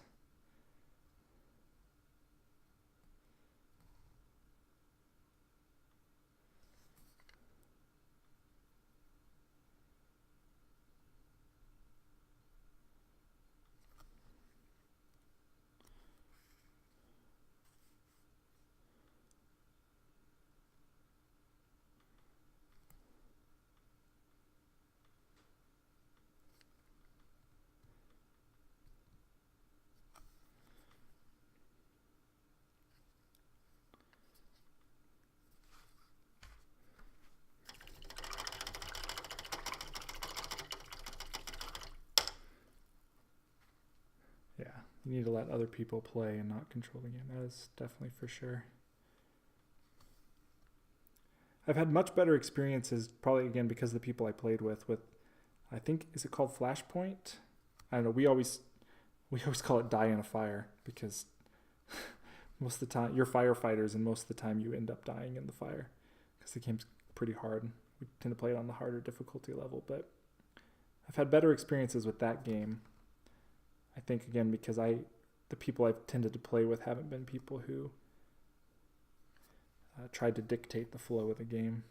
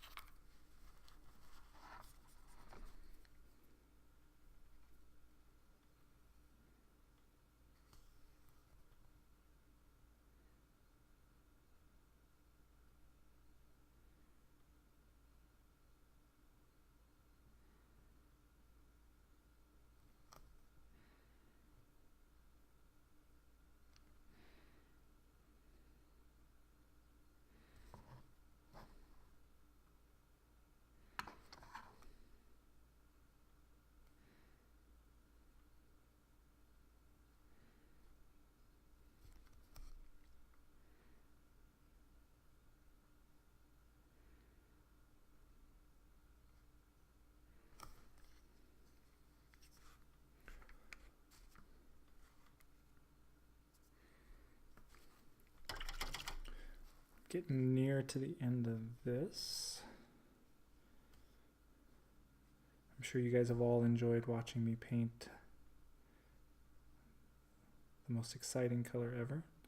We're gonna do a little, once I'm done with this coat, just got this and one more pig. Gonna put some little scratches and imperfections on the leather. And then we'll start glazing.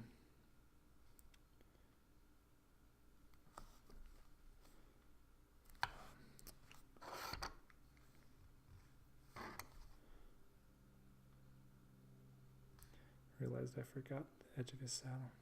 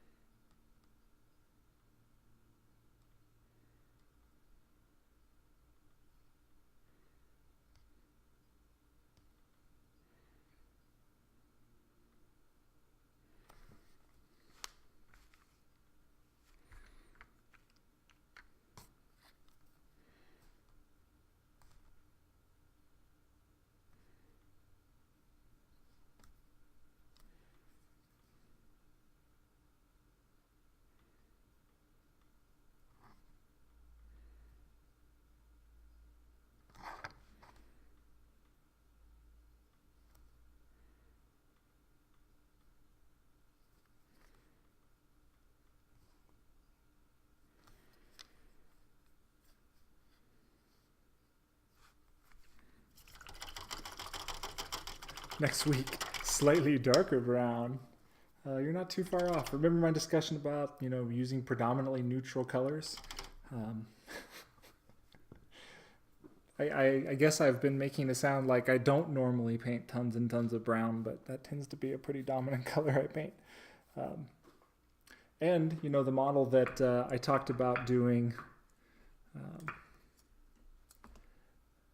next, like as a start to finish, guess how much brown there's going to be on this guy?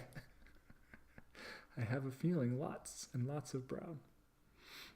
However, there'll be some fun doing the non-metallic metal reflections and all that stuff on his big armor plating.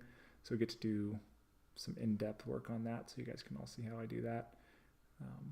Yeah, he'll be fun, but probably a lot of brown.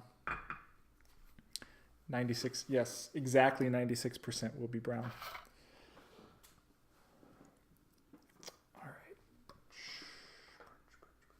All right, so I'm going to take birch, which is a light tan color.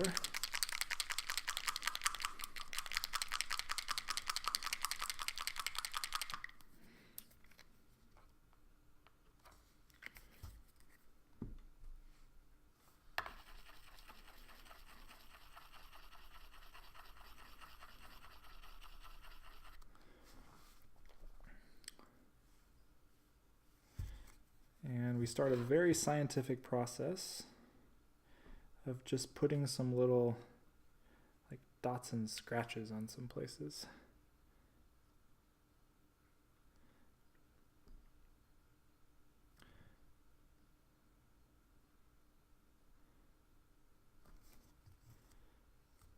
Little imperfections in the leather. I'm going to go back and do the same thing with black in a second.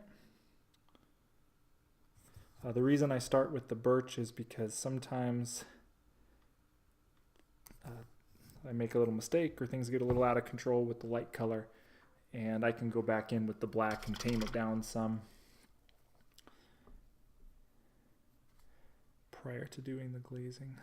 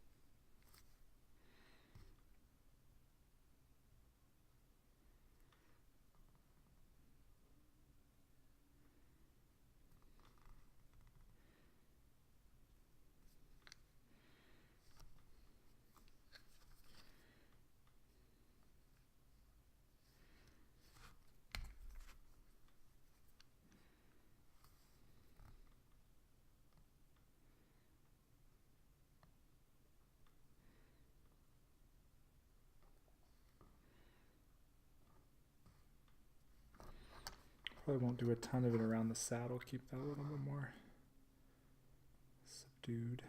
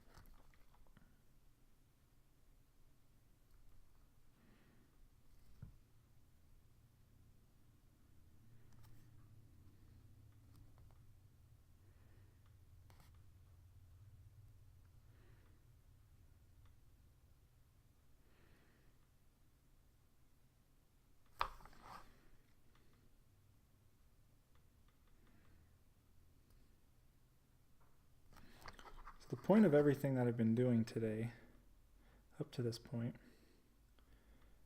is just create visual texture. Some variation in the highlights and the depths, a little bit of look of imperfections in the material.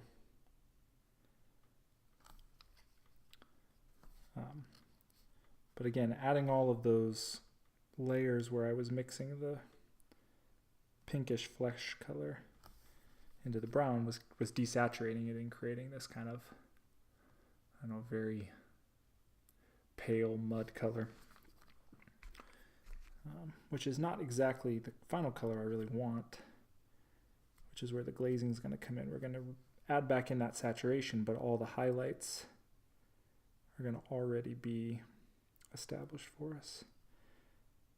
And then I'll do a little bit of shadowing at the end to establish the darkest shaded regions.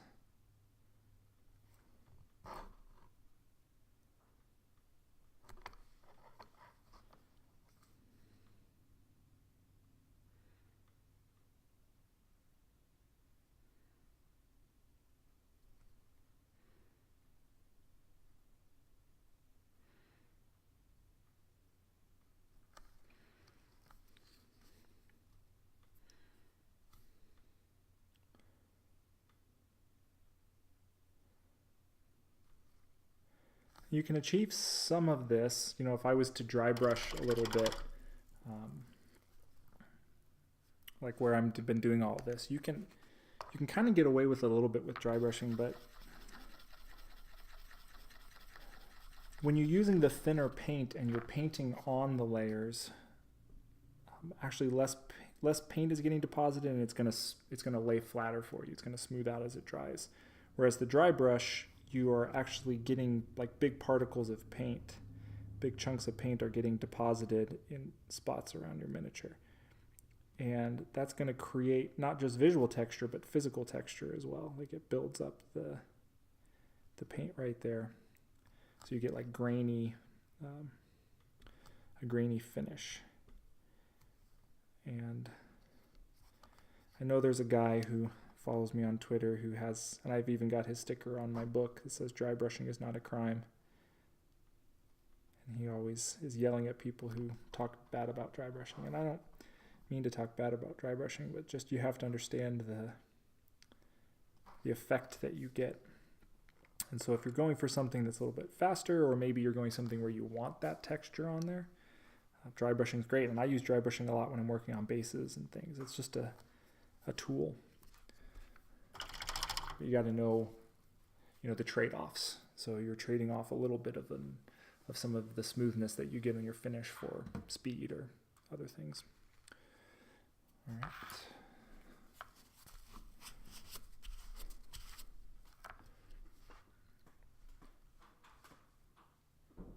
Alrighty, the kids are up, so we're gonna get out, pick up some models and paints. Oh, Mr. Heath, awesome. Good luck, man. I'm gonna click on this link from Stompy.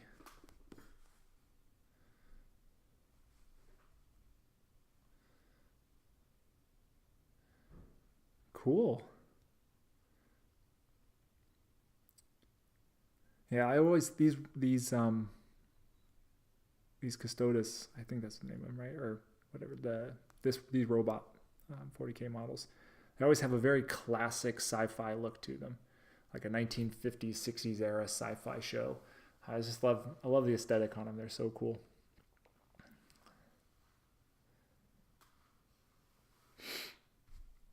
All right, black. Castellan, that's right. I'm so out of the loop on all my 40K stuff. I haven't played for quite some time.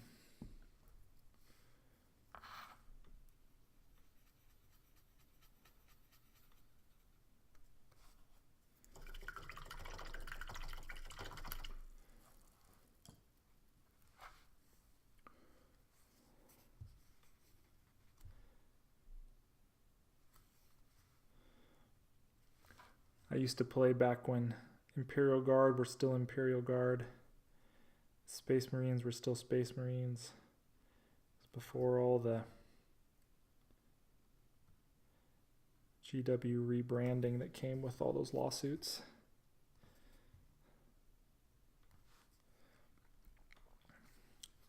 My first 40K army ever was orcs. And mostly played them as a foot slogger army, you know, like 200 orcs traipsing across the table, and it took forever to get the models there, but once they did, they would wreck face, and it would be hard to kill all of them before they got across the table, at least at that edition. Problem was, as you probably have figured out by now, I am a slow painter. And so the prospect of painting, 200 or 250 of the basically exactly the same model at the speed that I paint them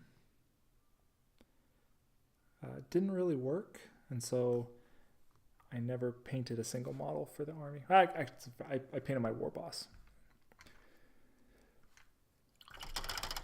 And I finally just decided I probably should get something where I could paint the units and have more motivation to do so. So I ended up selling off my orcs. Even though I love orcs, I always wanted to have a fully painted orc army. I sold them off and I bought Thousand Suns. This was back when Thousand Suns weren't super cool. They didn't really have like a full codex. You basically just had rubric marines, and at the time you could bring, I don't know what it is now, but you could bring some of the lesser demons of Tzeentch or greater demons of Tzeentch. But you didn't have a ton of options in your army. So you were really, really dependent on matchups to even have a chance.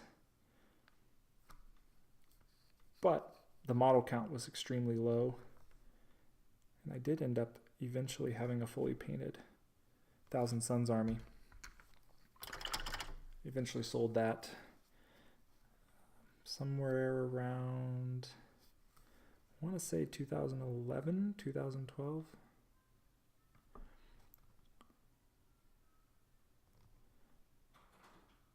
Never got back into it.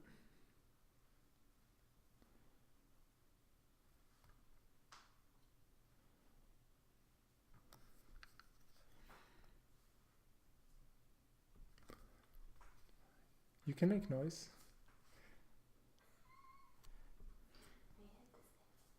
If you need to make food or something, you can make noise. My wife's trying to sneak around in the background and her ankles are popping, and she's laughing because she's trying to be quiet and her ankles are popping.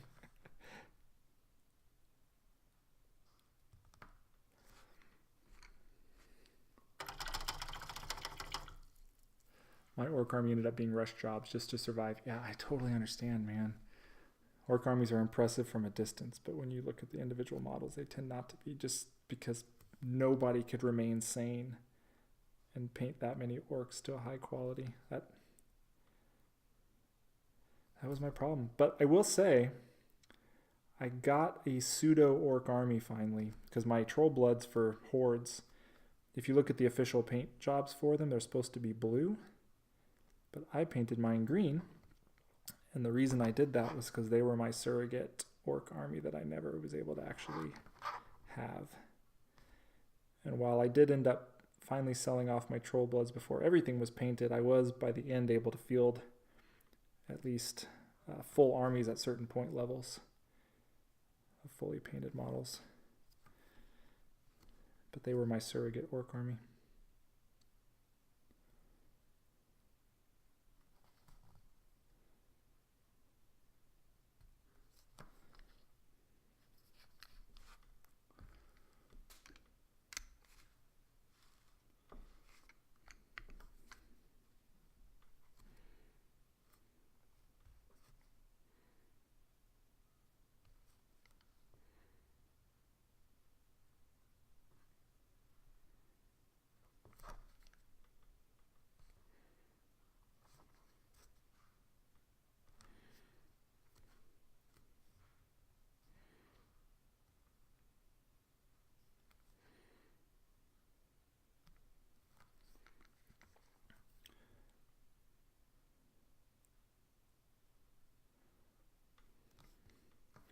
Somebody just messaged me a couple days ago asking if I would write up a couple paragraphs of some advice for a blog post that he's doing.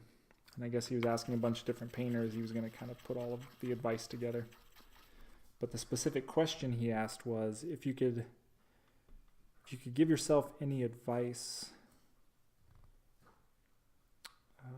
now, like back when you were a beginning painter, what advice would you give yourself? It's like, man, that's actually not an easy question to answer. And I ended up finally giving him 3 answers. because I think it depends a little bit.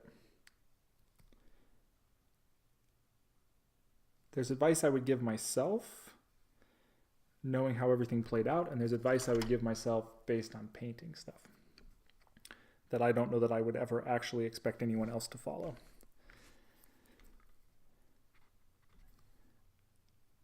And so for myself, one of the things I figured other people were going to say more things about, like, oh, well, enjoy the process and, you know, don't compare yourself to other people. And I say that stuff all the time. I show pictures online of my first models, and I encourage people to not compare themselves to other people. Just try to get better with every model. And so I put that a little bit, just try to focus on getting better with each model and not, give yourself a set goal with every new model you paint to try something new, whether it be a new color scheme, a new paint, something new. Really push yourself with every model just a little bit. Doesn't have to be full on, but just push yourself a little bit with every model. And I think that's good advice for everybody. Don't jump into, if you're a beginning painter, don't try to do, well, I'm going to do non-metallic metal with object source lighting and blah, blah. If you try too many new things at once, you're likely to have crazy results, and not in a good way. But, focus on one thing you want to try, work on that till you get better at it, and so forth. One of the things that I would actually tell myself is to never, ever paint a full army for yourself. Never have done that. I kind of wish I had never painted my Trollbloods army. I kind of wish I had never painted my Thousand Suns army, my High Elves army back in the day. Because what happened was, because I'm such a slow painter, when I get locked into, like, my Trollbloods army took me like 4 or 5 years before I finally sold it. And I pretty much 90% of the time was just painting those models. And so I'm painting the same color palette, the same exact techniques, and your focus becomes on making everything the same from one model to the next. And even when I was painting something for somebody else, I was kind of locked into a specific style, just everything I was doing that I was doing for my own Trollbloods army. And that was true for my Thousand Suns army. It was true back when I was painting High Elves. I would get so locked into that my painting would be completely flat for 4 or 5 years. I was not improving, just staying consistent. And then what would happen is I would sell an army and I would just all of a sudden just start painting something different, maybe get some new paints, something like that. And my skill would just jump like by leaps and bounds over a 4 to 6 month period. And suddenly what I was doing 4 or 6 months later was so different and so much better than what I was doing before. And I feel like I stagnated myself several times throughout the years by getting myself locked into painting armies. That I kind of wish that I had just always focused on single models and just really focused on every model, trying to do something a little bit different, trying to get a little bit better. And those long periods of time where I was focused on armies was almost like wasted time, I felt, in my my own painting progression. So I kind of wish that I could go back and just be more of a single model painter rather than try to paint armies. Again, I don't necessarily think that's great advice for other people, because I know there's a lot of people who want to paint with fully painted armies, and I get that desire. But for myself, I just end up looking back and regretting that a little bit.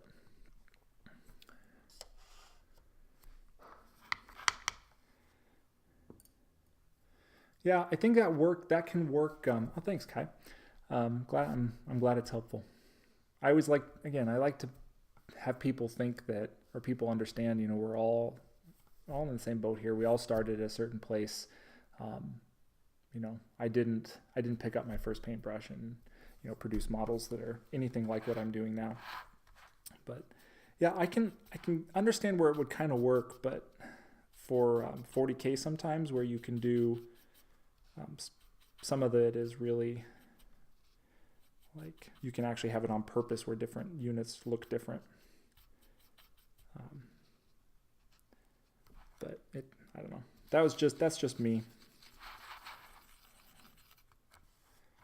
I just feel like I would be a much better painter now if I hadn't sort of lost those periods of years where I wasn't improving.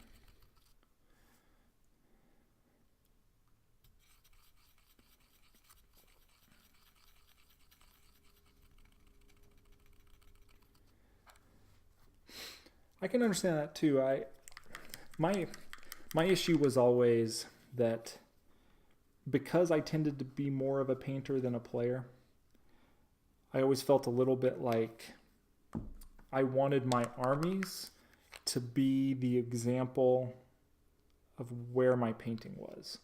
So I didn't want to have like the discussion where somebody would come up and compliment me on my army, and then I would feel the need to be like, yeah, well, but this is not my best work. Have you seen blah, blah, blah.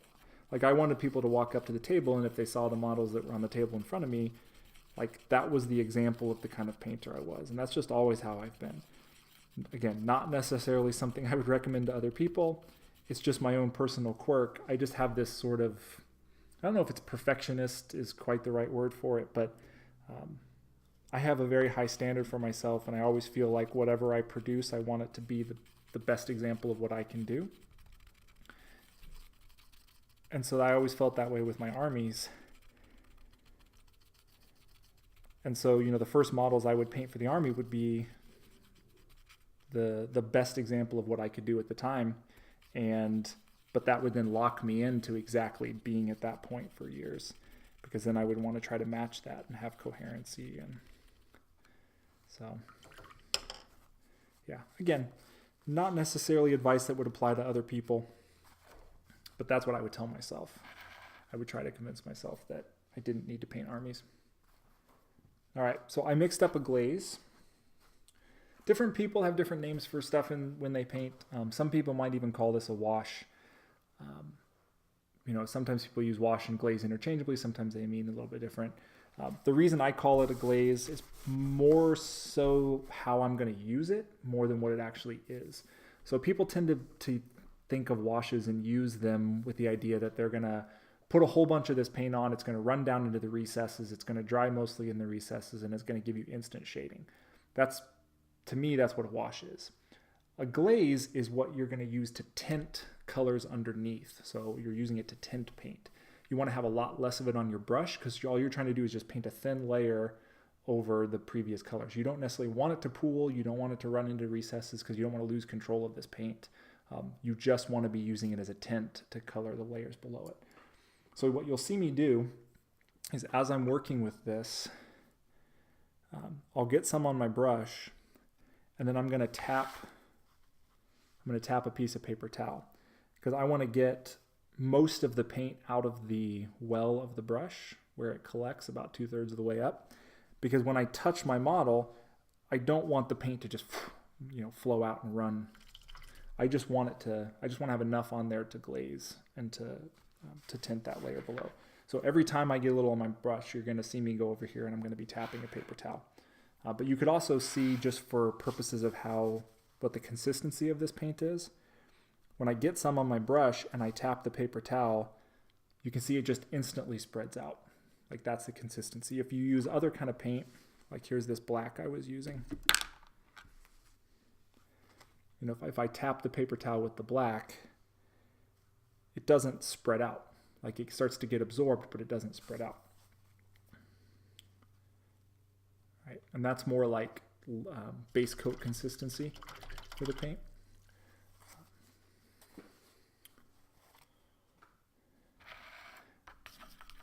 When you get the paint this thin, I just added water. Some people will add different mediums into this to help things cohere a little bit. So you can add, like, P3 makes a mixing medium, Lamia medium from Citadel.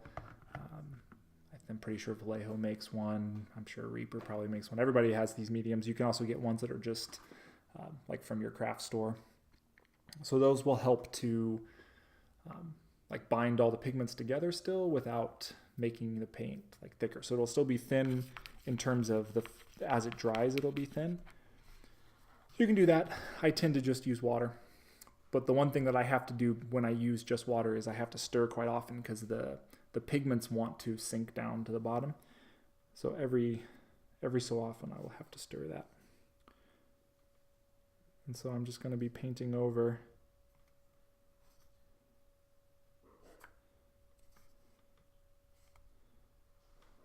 these leather areas with this.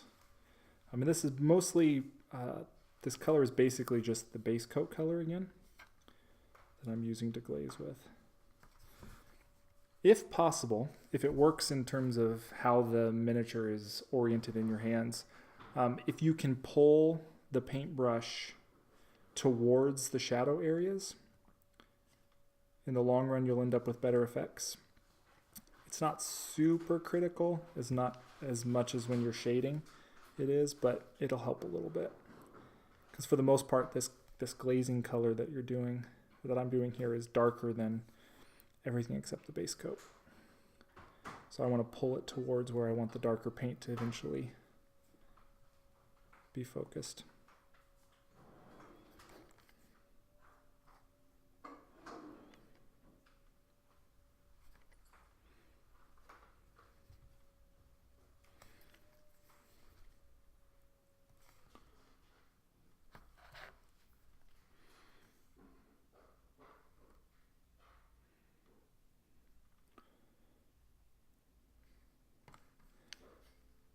Now when you do this technique, what you're going to find is that first glazing layer you put on, you'll probably see very little difference in what you had before you glazed and after you glazed.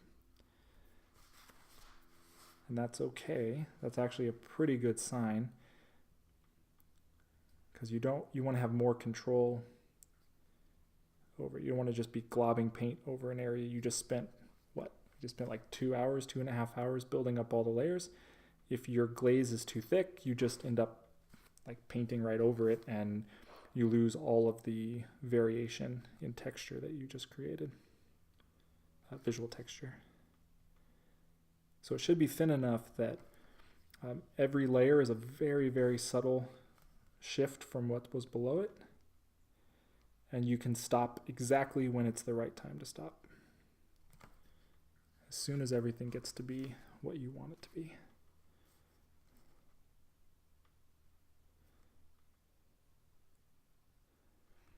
So it should probably take you 2 to 3 coats of the glaze before you really start to notice that saturation returning and the tinting of the layers to be taking effect.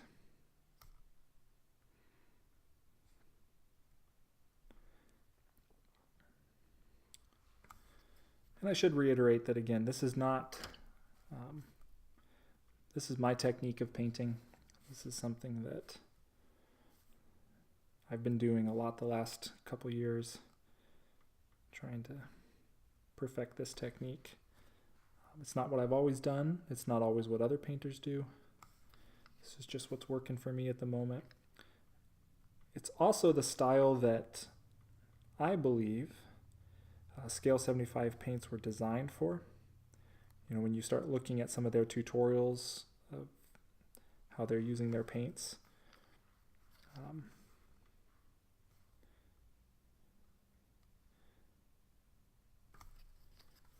I really believe that this is the technique that works best with Scale 75 paints. I think that's what they're designed for.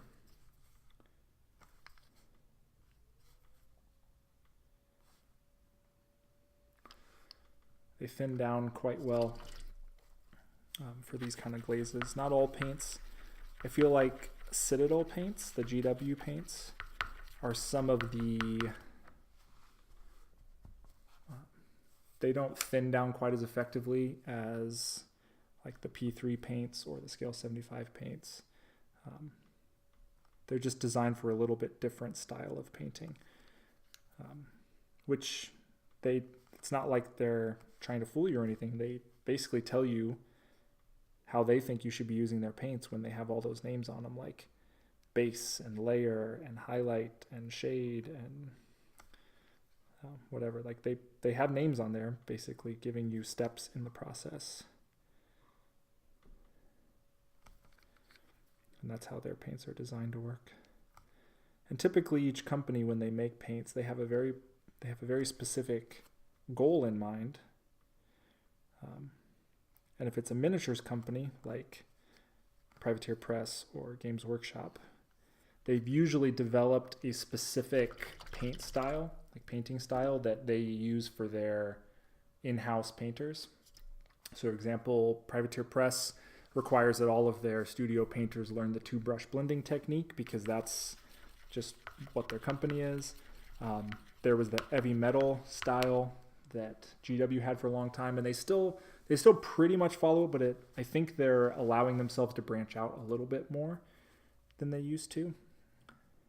But there's definitely a specific like style guide that each miniature company has, and they work hard to design their paints to be most conducive to how they want their studio jobs to come out and how they want their tutorials to be and things like that. So if you kind of pay attention to the tutorials that specific companies are coming out with, and you kind of start noticing what they're recommending to do with their paints, it's kind of a clue into what their paints are designed to do best.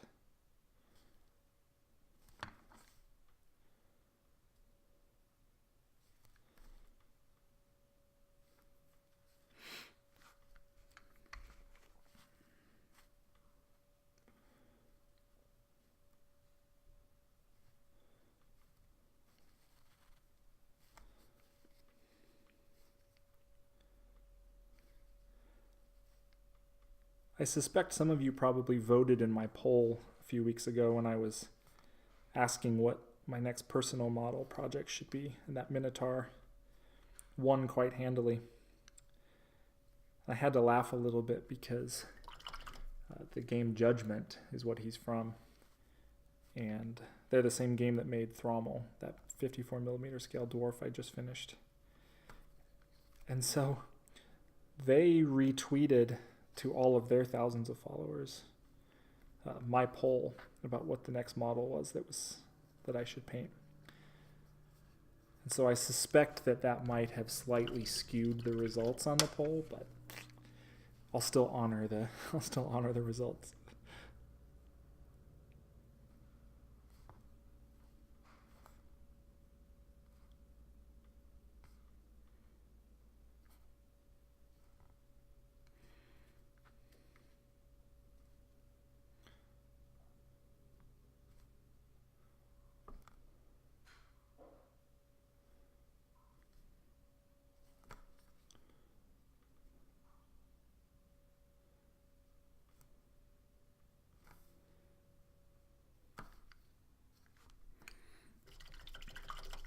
You did vote for it too? Okay, that's fair. Maybe I could be wrong. Maybe it's just was the most popular model.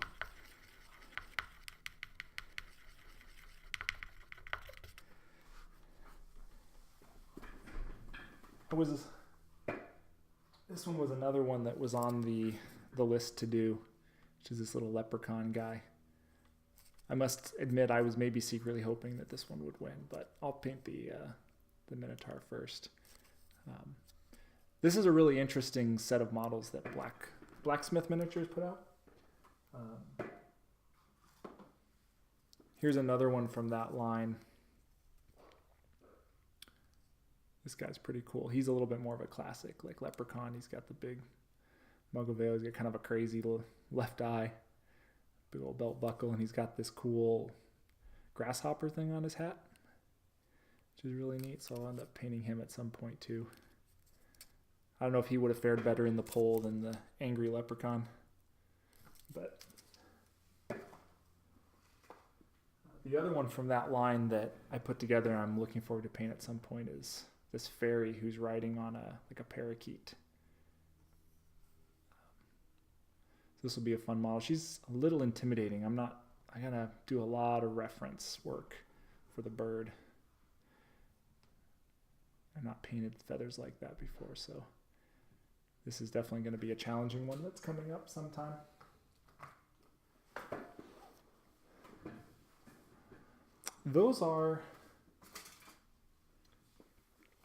They are from Blacksmith Miniatures.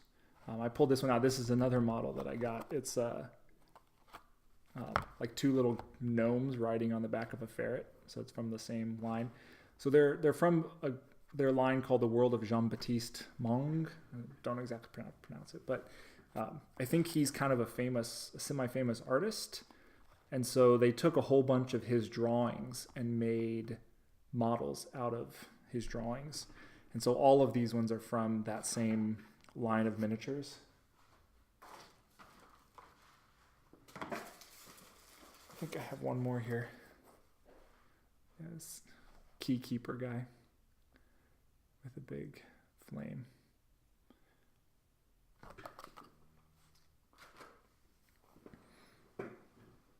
Yeah, those bird feathers are gonna be crazy. And parakeets themselves are very, very, very colorful, very brightly patterned, and so I'm gonna have to find a really good reference picture for that.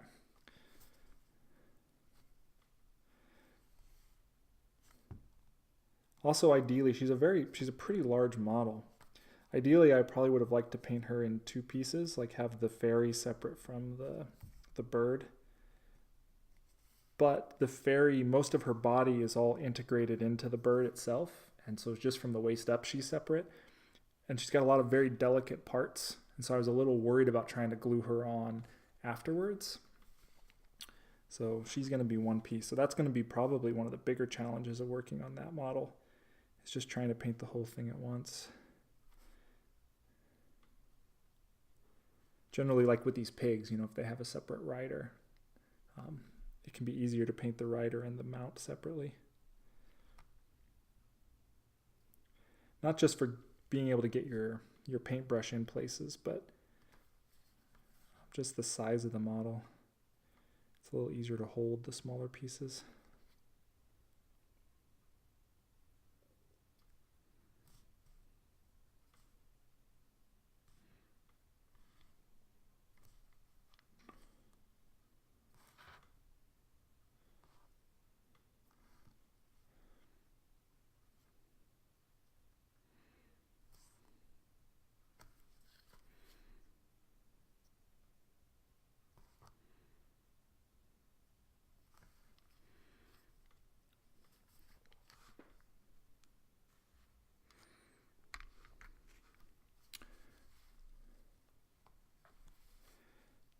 Big flat armor paint plates are your friends.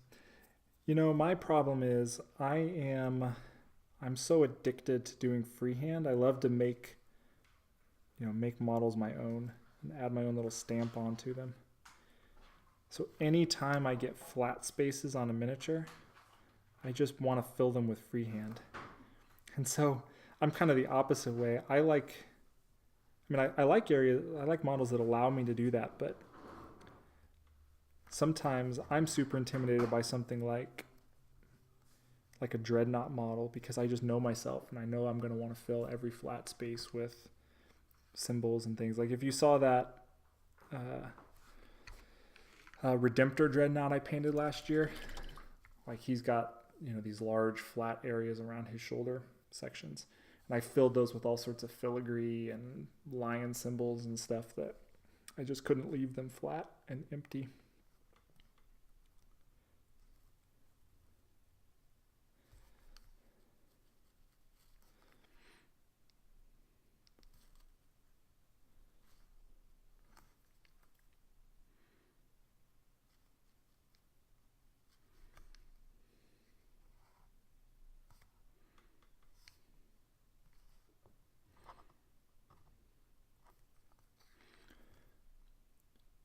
I want to point a couple things out to you here. I don't know if somebody in chat can find the link real fast and send it to you, or if you message me on Twitter or Facebook or something, I can find it for you pretty easily. Scale 75 paints they dry matte. At least their Scale Color and Warfront lines. Their Fantasy and Games line have a satiny finish, but their basic Scale Color paints and their Warfront paints are matte finish paints. So like if you look at this model, as the paint dries, like there's no reflection on it. It's just all a matte finish, which I really, really like. That's just wet. That's why it's reflective. So that's one of the big things about Scale 75 is they have this matte finish, which I always use a matte varnish at the end anyway. So I kind of like this in getting a better idea of how the model's actually going to look when they're done, because the finish is the same when as I'm painting them as they're going to look when they're done. Then the other thing I wanted to point out is, again, as I said earlier, the reason I was doing this leather separate from the leather that's already on there is because when there's this much leather on the model, I like to vary things just slightly, just so you have some little visual variation and it's not just all the same color brown. So hopefully you can kind of see how, this is coming out to be a little bit more reddish brown than this. You can see a little bit of difference. So they harmonize well together because they're both just this neutral brown leather color. But there's something different between the boot leather and the leather armor, just to give you something to break up all of that brown on the model. So this is a good tip if you end up with a model that has, a lot of like similar materials on there, but you don't want to paint them weird colors, like to distinguish them. You want them to still be brown, but you want them to be distinguished a little bit. Just vary your brown slightly and create a little visual interest between the two.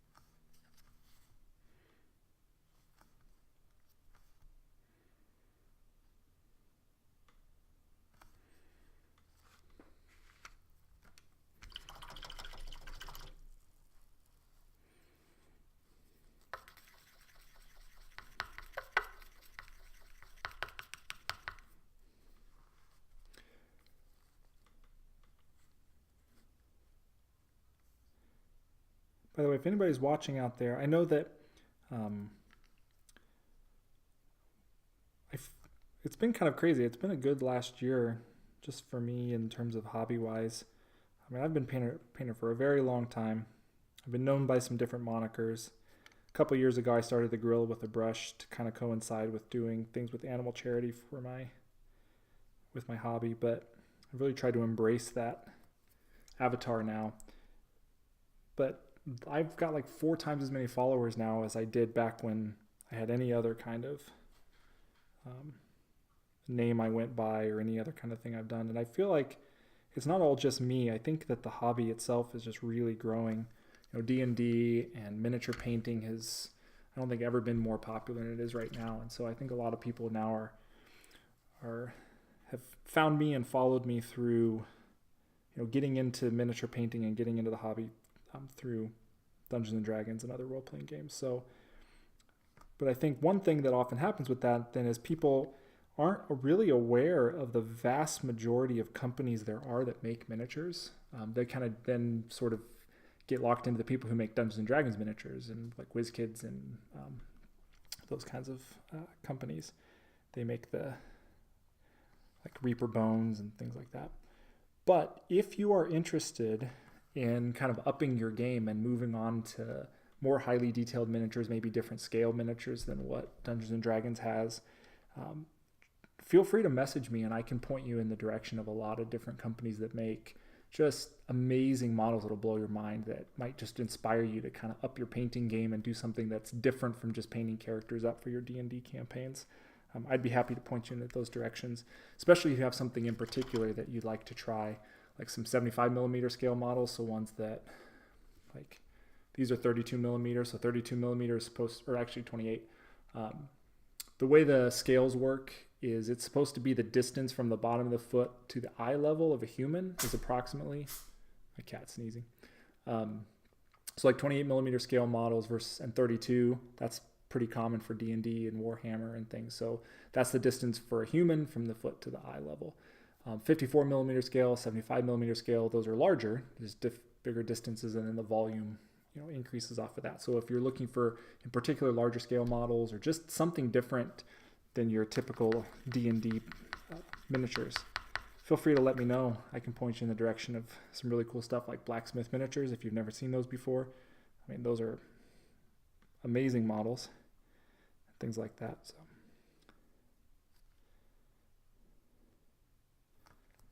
always fun to challenge yourself and find something that really inspires you to paint.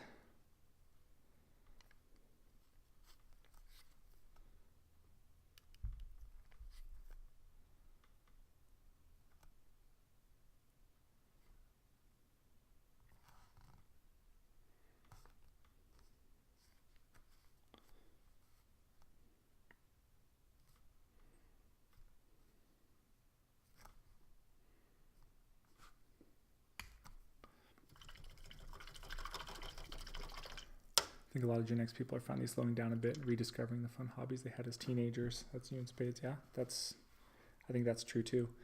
Disposable income and more time. Animals besides D&D animals. I have to think about that one a little bit.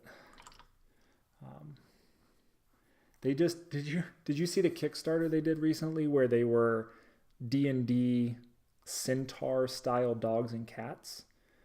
So they were like a Doberman body and then a Doberman head, but like a centaur style. So like more like a human torso on top of this. And then they had all the various classes and things like that.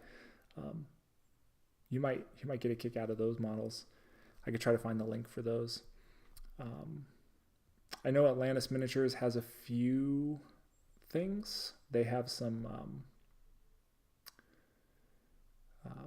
like some dogs. Oh, I just thought of it.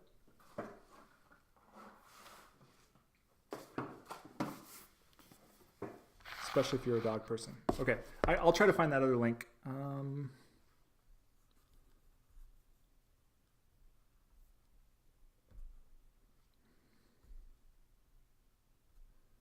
right, so there's a company, they make these, I'm trying to remember the name of the exact company, but the Iron Crows and Other Dwarves of Kazakh Israel. So this is the line of miniatures that they do. I can look up the exact company name. Maybe it's right here. Durgan Paint Forge. So Durgan Paint Forge is the name of the company. So they just released, they're currently designing some humans for like their next Kickstarter. The humans also have some animals with them as well. But the dwarves they released have a bunch of bulldogs. Like all of these dwarves have bulldogs with them. So let me find...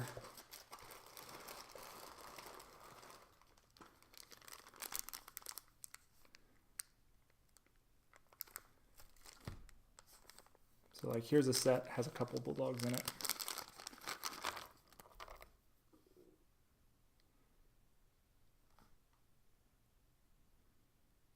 So there's one. Here's one who's like laying down on his stomach.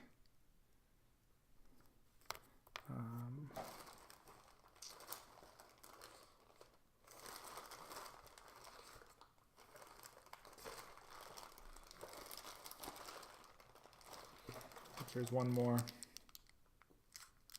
So they have all these little bulldogs, which is really, really cool.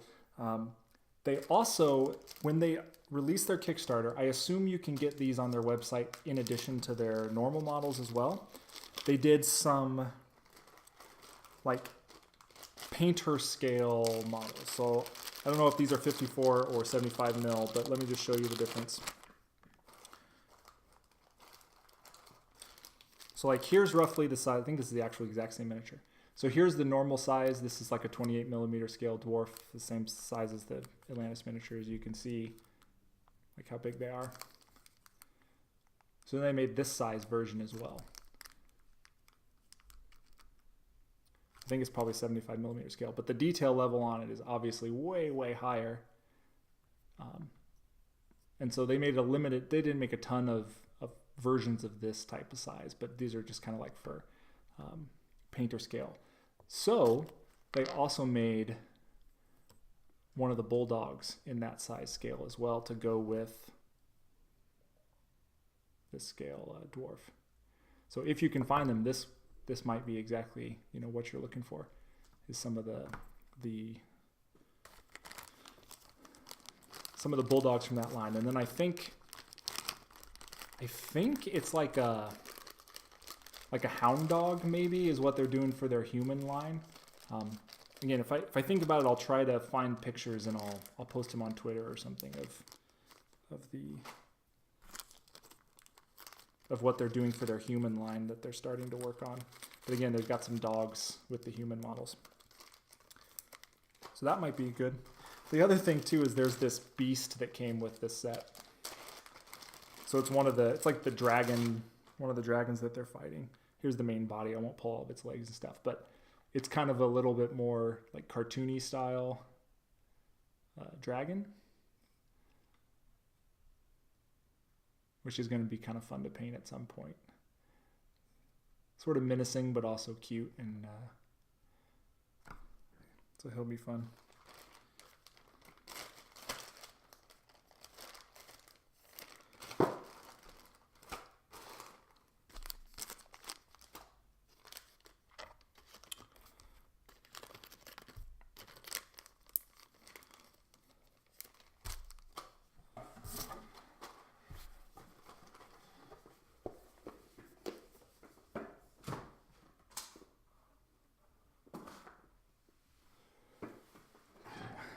All right, so I tell you what, I think I'm going to stop the stream here. I still need to probably do 2 more layers at least of the glaze. And then what I'm going to do once I'm done with that is into this color, I'm going to add a little bit of black and a little bit of Ryla gray, which is kind of this slightly greenish dark gray. I'm going to add those into this color to start really desaturating it more and darkening it more. And that's going to be my shadow. So what I do with the shadows is, after I've fully glazed and I've got it to the saturation level I want on this, right where the shadow areas start and the brown, like the lighter brown is starting to kind of fade, I'm going to start shading right there. And I'm going to move my brush in the direction of where I want the shadows and pull it just from a little bit of the overlap and really pull that paint down towards the shadow. So more of it's going to collect down there. You're going to get a little bit of it right where the brown is transitioning, but most of it's going to end at the end of your brush stroke. And I'm just going to do that all the way around until I feel like the shadows are enough defined opposite the highlights. And so that's what I'm going to be working on for the rest of the afternoon. Get all that situated. I'll post pictures on Twitter when I'm all done with that. But that's what I'm going to do here. The reason I'm going to stop now and not just go ahead and finish that is that I didn't actually eat lunch yet. So I'm starting to get really, really hungry. So I'm going to get some coffee. I'm going to get some lunch, and then I'll pick this back up. But that's hilarious. I don't like all this gray business. I came here to see brown being painted. Well, join me next time, and I'll be sure to be painting more brown for you. But no, I really appreciate everybody who kept me company today and came out on the stream. Hopefully you learned something. Feel free at any time to ask me questions, especially if maybe you've got a big question and you want to know how to do something specific. Maybe I can focus a future stream just on some bigger issue. Again, I do plan to start as soon as I can get him all finished. I'll start this guy on stream and I will completely paint him 100% on stream. All of my streams, by the way, get backed up to YouTube, so they'll be there forever. But anyway, I'll start working on him, and he's going to have all sorts of stuff. So anything from leather to non-metallic metal to fur to horns. There'll be a lot of really cool techniques and stuff that I can show you on this model. But feel free to reach out to me on Twitter. Follow me on Twitter. Follow me on my YouTube channel. I think it's easier to find me on YouTube by searching Alan O'Brien, my name, rather than Gorilla with a Brush. The one last thing I want to shout out for is my store on Cafe Press. So if you go to cafepress.com/gorilla with a brush, I'm pretty sure that's the address for it. I have all sorts of cool t-shirts and mugs and everything with the gorilla on there. 100% of the profits from my Cafe Press store go to charity. So if you want to help out, get some really cool gear, help out a good cause, go there. Anyway, again, thanks for hanging out. I will look forward to seeing you on the next stream. Take care.